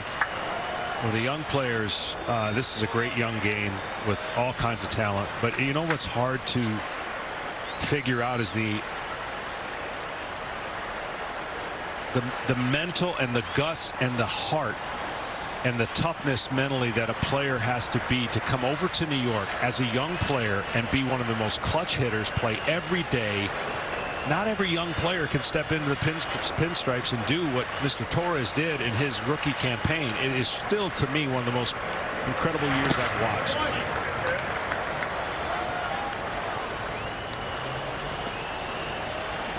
Well, he's just continued to carry the banner. He's now the shortstop. We talked about Gregorius earlier, and Gregorius took over for the Hall of Famer as of tomorrow officially, Derek Jeter. 5 years with Didi. This kid hit 38 home runs last year and was a star in the postseason when it matters the most. And it's not just young guys, John. You know this as well as I do, that there's some veterans that have had a tough time playing in New York, and specifically for the Yankees. Here's a 2-2. Full count. But what we're watching is what would frustrate me as a pitcher against him, and what is I'm so impressed as watching his hunting the ball early and then discipline late. I mean, he's spitting on these pitches when if that was the first pitch of the at bat, he might come out of his shoes. So he's hunting for damage early, but then he's patient and fighting off pitches to put the ball in play late. Rare commodities in today's style of baseball.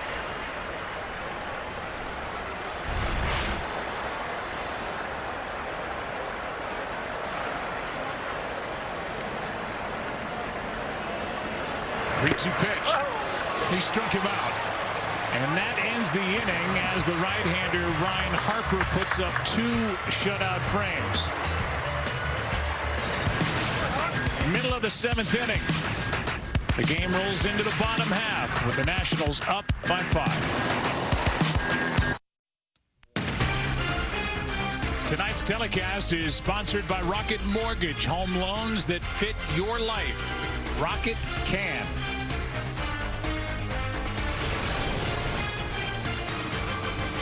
And we appreciate Rocket Mortgage helping to sponsor this game as we roll on from our nation's capital. Another pitcher is in out of the pen for the Yankees. We've seen Paxton, King, Holder, Hale, and now Heller. Last year got into 6 games. Howie Kendrick first up. With the Nationals up by 5. Breaking ball is called.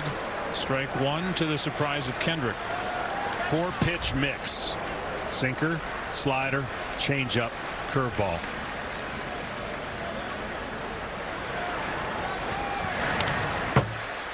That one gets back to the backstop, 1-1.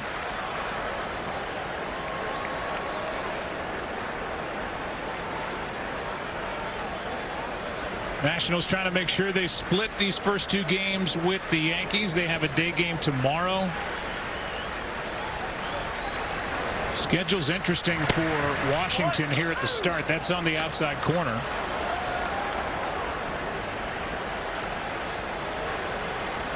The Toronto Blue Jays will visit, and then 2 games that were supposed to be in Toronto will happen in D.C. As that bounces in there, 2 balls, 2 strikes. The Nationals play 12 of their first 15 games at home. And the reason being, with Toronto, they will not play their home games in their home city. They will play their home games this year in Buffalo. Ground ball left side, backhanded pickup by Urshela, and the throw across for out number 1. Do you want to clap or cheer for your favorite team even when you're not at the ballpark? Now you can with MLB's Cheer at the Ballpark. Visit MLB.com/cheer for a full list of cheerable games. Let your team hear your excitement from home. In the meantime, we have the work of Fred Vogler, who's done the ambient crowd noise that you've heard here tonight and who has done it brilliantly. Here's Cabrera. 5 through 8 hitters. The reason why the Nationals are up by 5. And that's why, Joe, I know it's a little overkill in the start of the season. Everyone magnifies, oh, this team on their first 3 games didn't score. They're not going to have a good year. We overblow it. But in this case and in this setting with a 60-game schedule, this is technically a really big game if Washington can hold on and win. When you think about who was supposed to start, scratched, their star players not in the lineup, and they're going against James Paxton, who was as hot as any pitcher ending last year. Their schedule, you got to take advantage of the schedule that's in front of you and make sure you don't find yourself into any kind of major slump to where you feel the pressure of that short season. We did talk to manager Dave Martinez about any kind of a forecast that he could have for Juan Soto. That is hit in the air into right center field. Back is Judge. This ball is gone. As Drupal Cabrera goes deep into right field, his 3rd hit of the night, and the lead is now 6.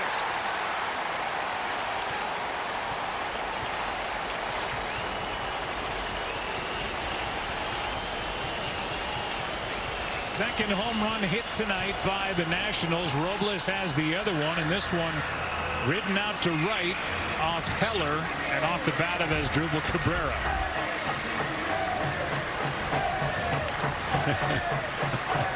You know they're going to be creative. Yeah.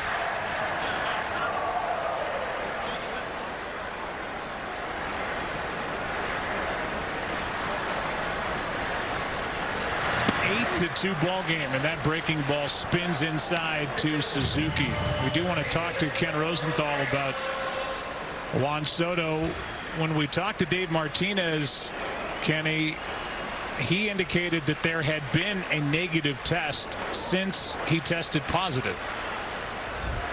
Joe, there's a lot of confusion on this, and the Nationals, after learning that Soto tested positive on Thursday, held out some hope it was a false positive because he took multiple rapid tests that were not part of MLB's program, and he tested negative on those. The problem is, and these are the tests Dave Martinez was referring to, those tests are not considered as reliable as the saliva tests that the players are taking every other day as part of MLB's program.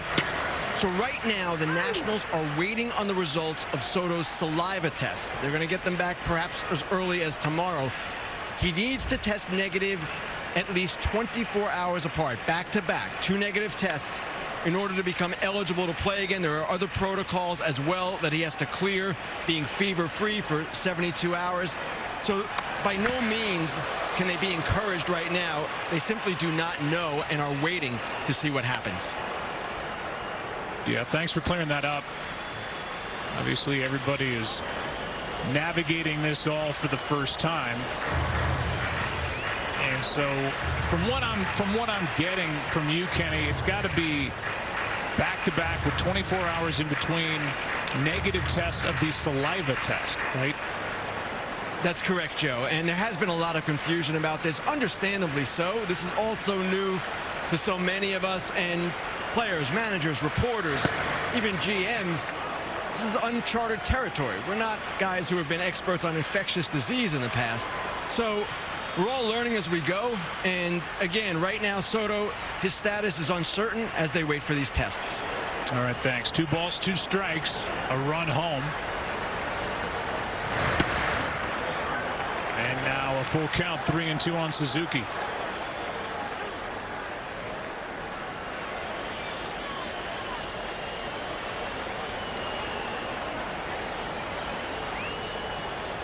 Suzuki with a couple of hits.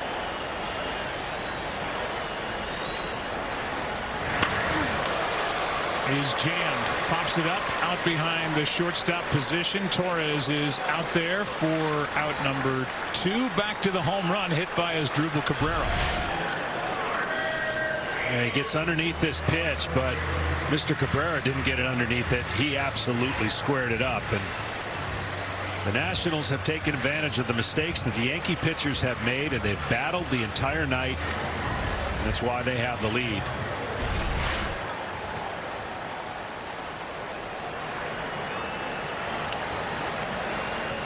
The base is empty. Here's Keyboom, and he takes a strike.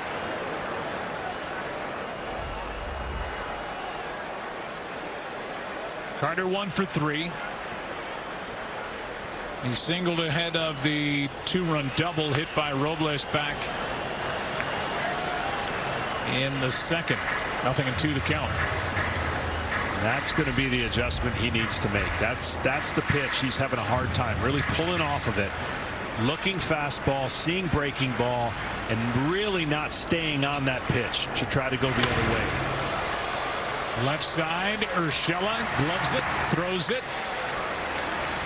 And 7 innings are in the books. A home run in the frame by Cabrera, who's up first for the Yankees in the 8th. Stanton, 8-2 game.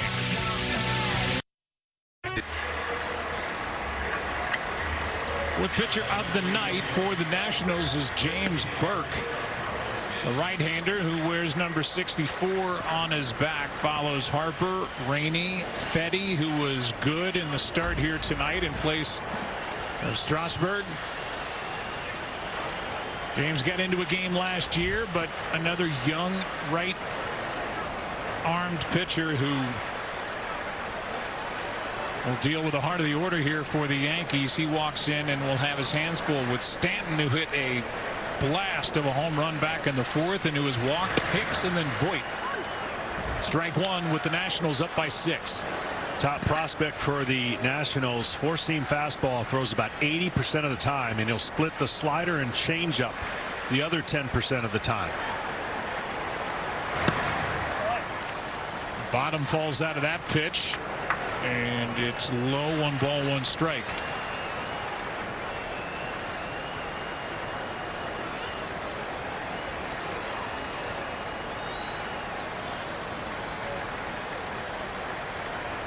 From Ann Arbor, Michigan, delivers. Stanton grounds it foul. Strike 2. That would be an uh-oh in my neck of the woods of Lansing, Michigan, but that's why I said it.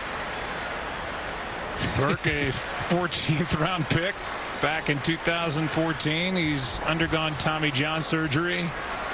Fighting his way back, misses at 95 up high, and the 2-2 count now to Stanton.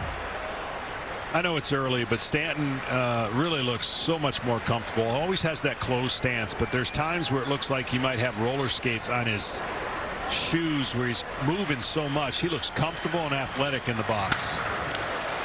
He waits on that pitch and plugs the gap in left center field. A breaking ball, and he hammers it on base for the 3rd straight time. And I would say he is locked in. Time now for the Rocket Mortgage drive of the game, and it came back in the 4th inning on this. And I think his teammates knew immediately. Yeah, he's getting his foot down. His hands are back. He's so strong that watch what he does when he flips this breaking ball. If you're jumping out at this pitch, you're not able to do it. And he's getting that foot down right there, and then absolutely letting the hips explode. And of course his upper body can do the rest. That's a good sign for a hitter when he's come out of the gate this comfortable. A strike is into Aaron Hicks.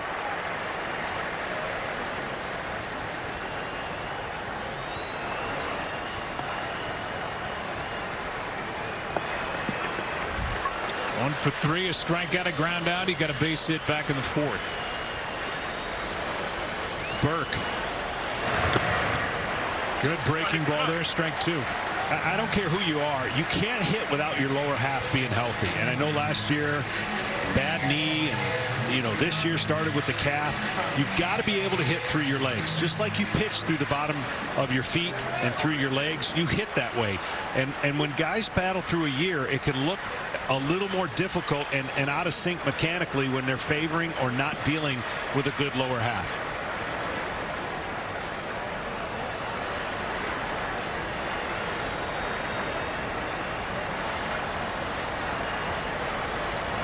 Oh, 2 to Hicks is skied into left center field. Robles to his right has it. If Hicks would like to have that pitch back, life doesn't work that way. 1 on, 1 out. If you haven't checked it out yet, the brand new Fox Sports app and website debuted this week, and fans are loving it. Modern and sleek. The ultimate app for today's sports fan is here. Download it now.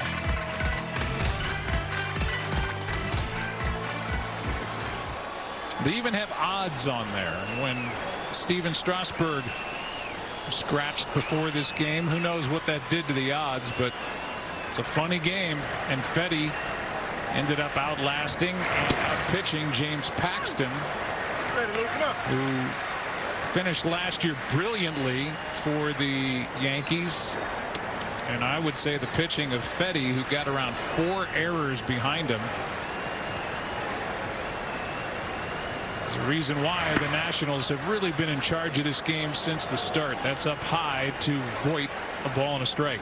Yeah, it is a funny game. I mean, we could prepare for what we think is going to happen, then there's a last-minute change. Think about the Yankees preparing for Strasburg, watching the video, going over the hitters' meetings, and then getting the word earlier that that wasn't going to happen. They have to adjust on the fly. Voit hammers that one into center. Robles came in, went back. Good play, 2 out.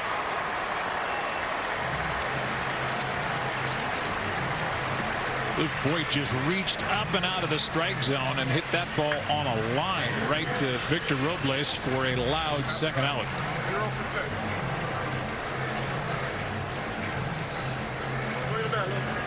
Did you happen to see, Joe, yesterday in the Cubs games, Oh my gosh. First baseman drawing a blank with the Cubs had sanitizer and gave it to Rizzo. Rizzo had sanitizer in his back pocket and gave it to the runner when he got on first. Yeah, I mean, we're going to see that stuff, little things here and there. We've already seen kind of the phantom high fives and guys kind of actually high-fiving, and then these pitchers, John, maybe you can explain it if we get another pitch after this one in the inning.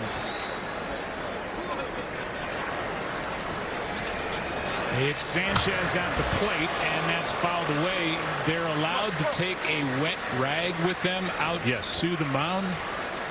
Yeah, and it's discouraging. Obviously, pitchers can fall into bad habits with licking their fingers to create, especially, you wouldn't have this issue today or tonight because it's so hot and humid, but you would want to get a better grip on the ball if it's dry and they don't want you going to your mouth, which is legal, but not under the circumstances of today in COVID. So they gave every pitcher a wet rag. And your own rosin bag, right? Yes, and the umpires have the ability to go check it. They don't want anybody taking advantage of that rule in any adverse way. So everybody will have their own. Looks like somebody might have left their rosin bag out there. That one rolls to the plate. John, would you have thrived knowing that you had your wet rag that you had to keep track of, like your little binky, and then your own rosin bag that you had to bring out and take back to the dugout with you? I probably would not have done a good job of keeping track of it. Today, I came to the network fully prepared with a bag of my lunch and dinner I was going to have, put it on top of my car, and drove away. Good. And yet he's a Hall of Famer. Sanchez lines one into left. Taylor makes that sliding catch, and the inning is over as Burke gets around a leadoff double. If anybody sees a sandwich and meatloaf in New Jersey, return it to John. Tonight's telecast is sponsored by Ford. Built Ford proud. And by Bank of America. Let's rally to make a difference. Bottom of the 8th inning, 8-2 ball game. 90-degree night in D.C. at the start of the ball game. And the Nationals, who, John, you mentioned it, they've shown that opportunistic hitting, disciplined hitting.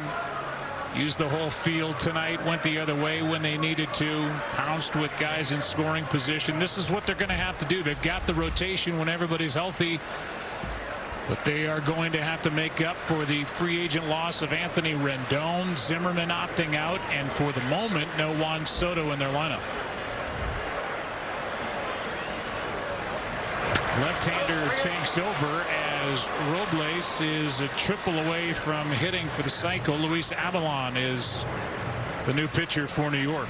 Good curveball, good two-seam fastball, and you're right about the Nationals. Look, that was preached to them during the delay and in the second spring training, if you will, and they started out a little sloppy on defense, but held their own when they made Paxton work as hard as he did. That's inside. 1 ball, 1 strike from Avalon.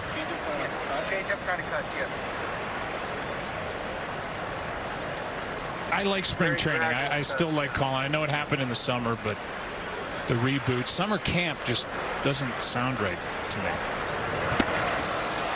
No, change of speeds here in the count 1 and 2. That's like sitting around a campfire and living in a cabin and writing letters home and sleeping bags. I don't know. It's spring training.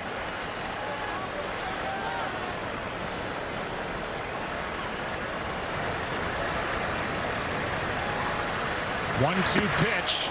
Robles takes ball 2. Well, what's also interesting to me is I find that when you leave spring training in a normal year, the pitchers usually have an advantage. A lot of teams start out in cold weather. They're starting their season in the heat of the summer, which I think balances out the advantage. And we've already seen some incredibly well-pitched games, and we've already seen some hitters, but the ball's going to jump now.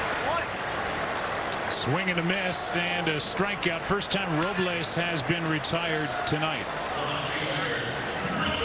1 out here in the bottom of the 8th. Introducing Quick Pick, MLB Rally's new predictive game that offers fans the opportunity to pick outcomes and compete for cash prizes. Make your predictions count. Play Pick or Quick Pick. No purchase necessary. 21 plus to compete. Restrictions apply.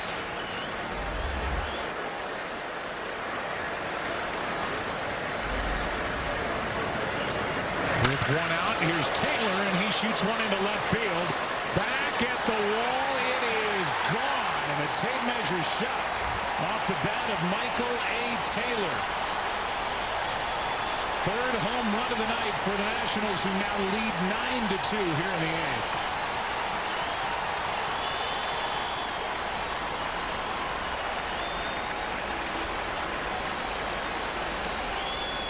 I am absolutely blown away by the accuracy of the crowd decision noise-making machine that they've got. It's Fred Vogler. It's Fred Vogler. He's the MVP of the game. It's unbelievable.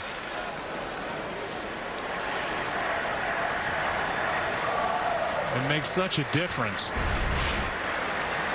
And it makes a difference when it's done that well. That's a strike over the inside corner with one out to Trey Turner.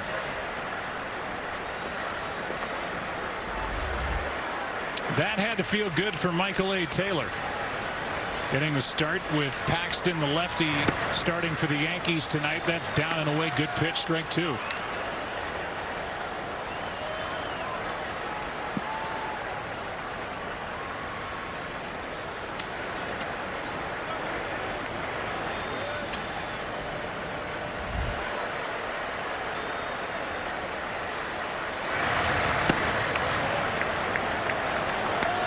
Turner lays off, ball one. Well, if this holds up, everybody in the East, both divisions, be 1-1. Everybody in the Central, both divisions, 1-1.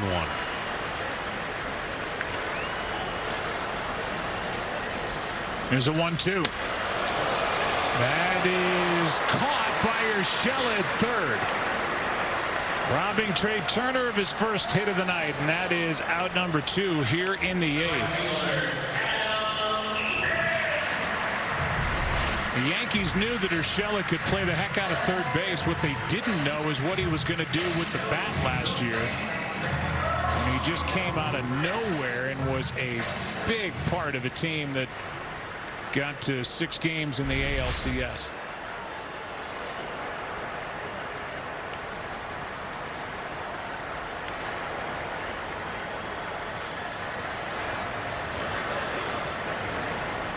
It is amazing how a young man's career could change with an organization taking a chance on him.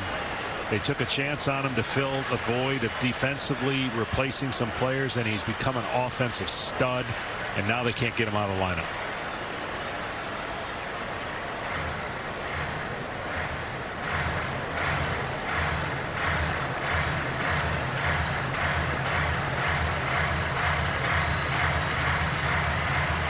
Eden at the plate with 2 out and nobody on. Avalon's been around. Pitched for Atlanta, the Dodgers, the White Sox, the Phillies, the Mets last year, and now with the Yankees here at the start of the season. That's in for strike 1 on Eaton, who is 1 for 4.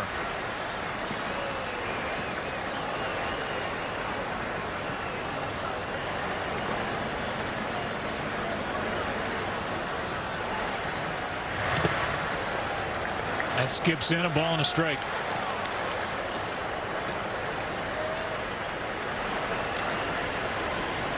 John, if you were left-handed, you might not have made it to the Hall of Fame, but you might still be pitching. I always used to say that to my good friend Tom Glavine,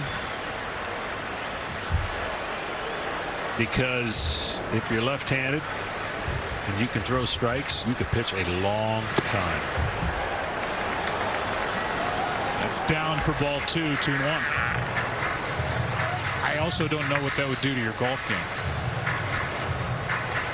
I'd probably putt better. I'm thinking about putting left-handed as it is, making the switch. Let me know when that switch happens. I'd like to be there to see it. 2-1 pitch is fouled, 2-2.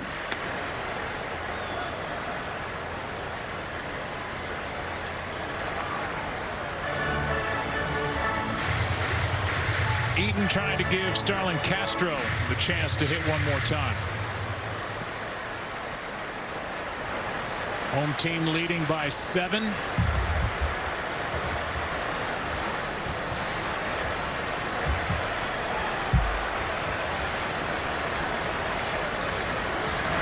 Two is fouled, and that caught a lot of Adam Eaton.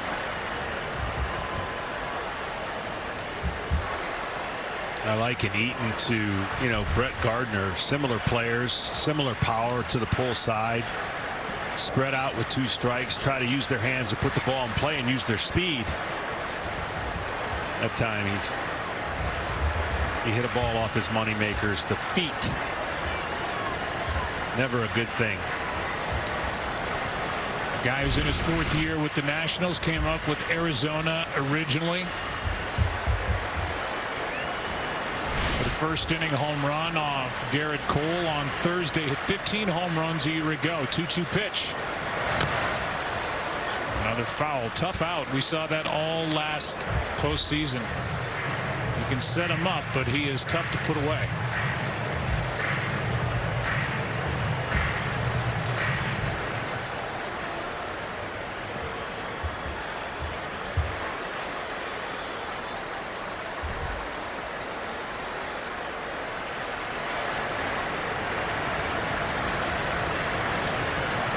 Another 2-2 pitch from Avalon. That is down at 92 miles per hour. A full count.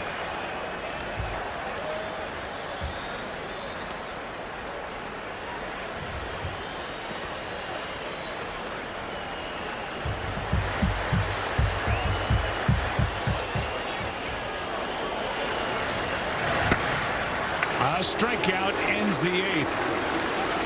A home run in the inning. Michael A. Taylor shot one deep into left. It's been a fun night tonight for the Nationals. They lost on Thursday. They are up big tonight. 9-2 after 8.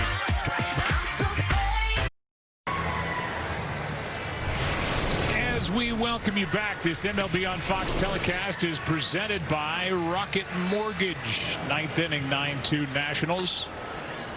Flexing their muscles here tonight for the Yankees, Urshela, Gardner, and Estrada. As we will witness the Major League debut of Kyle Finnegan, who spent a long time in the A's organization, 7 seasons. Went 3-2 last year between AA and AAA. Good ERA, and signed in December to be part of the Nationals. So he joins the world champs. And John, after 7 years in the minor leagues, you know that even though there's a 7-run cushion, his heart is beating rather rapidly inside that Nationals jersey. Yeah, no doubt. I'm just trying to think what he's feeling coming into his Major League debut with no fans. I mean, to him, this has got to be the most surreal feeling. 2-0 the count on Urshela.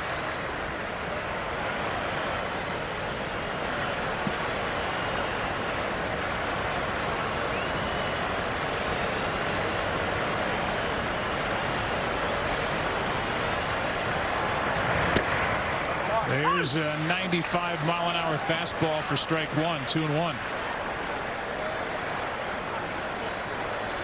I've read a lot of reactions over the first handful of games that we've seen. How would you have dealt with the no fans? And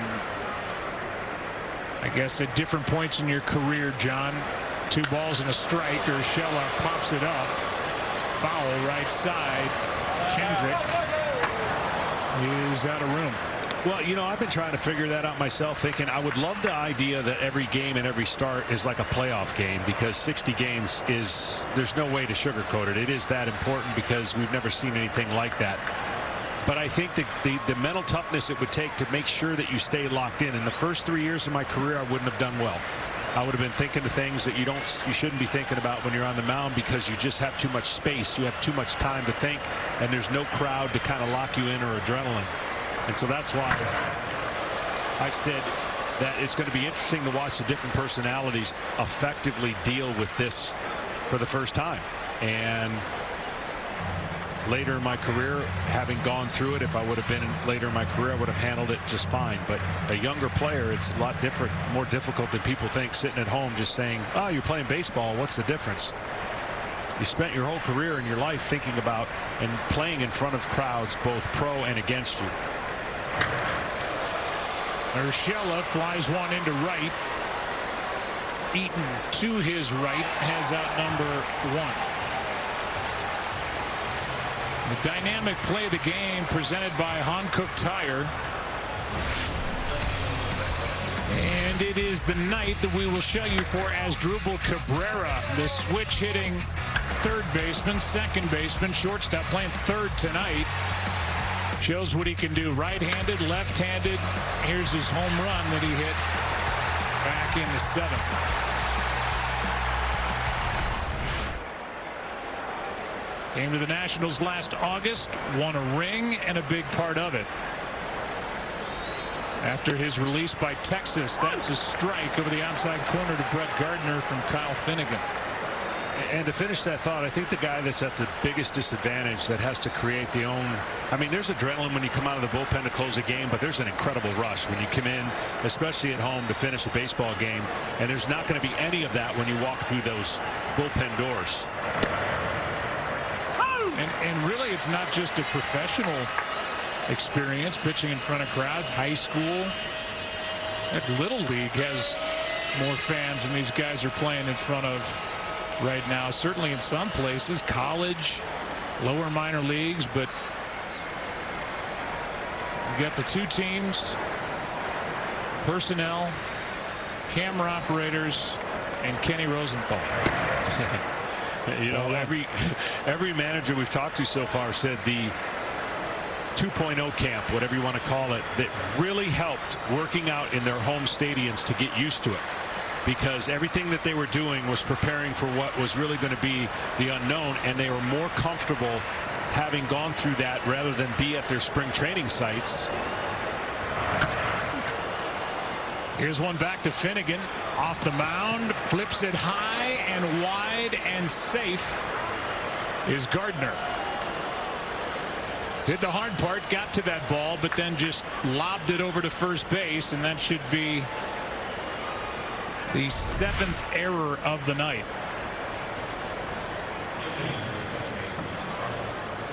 Five by the Nationals, and yet they lead 9-2.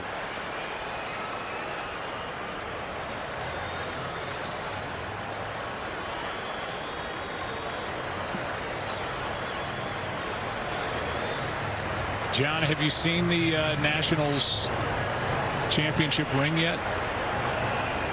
Pretty incredible. It really is. Here's one into center field, and it will drop for a base hit.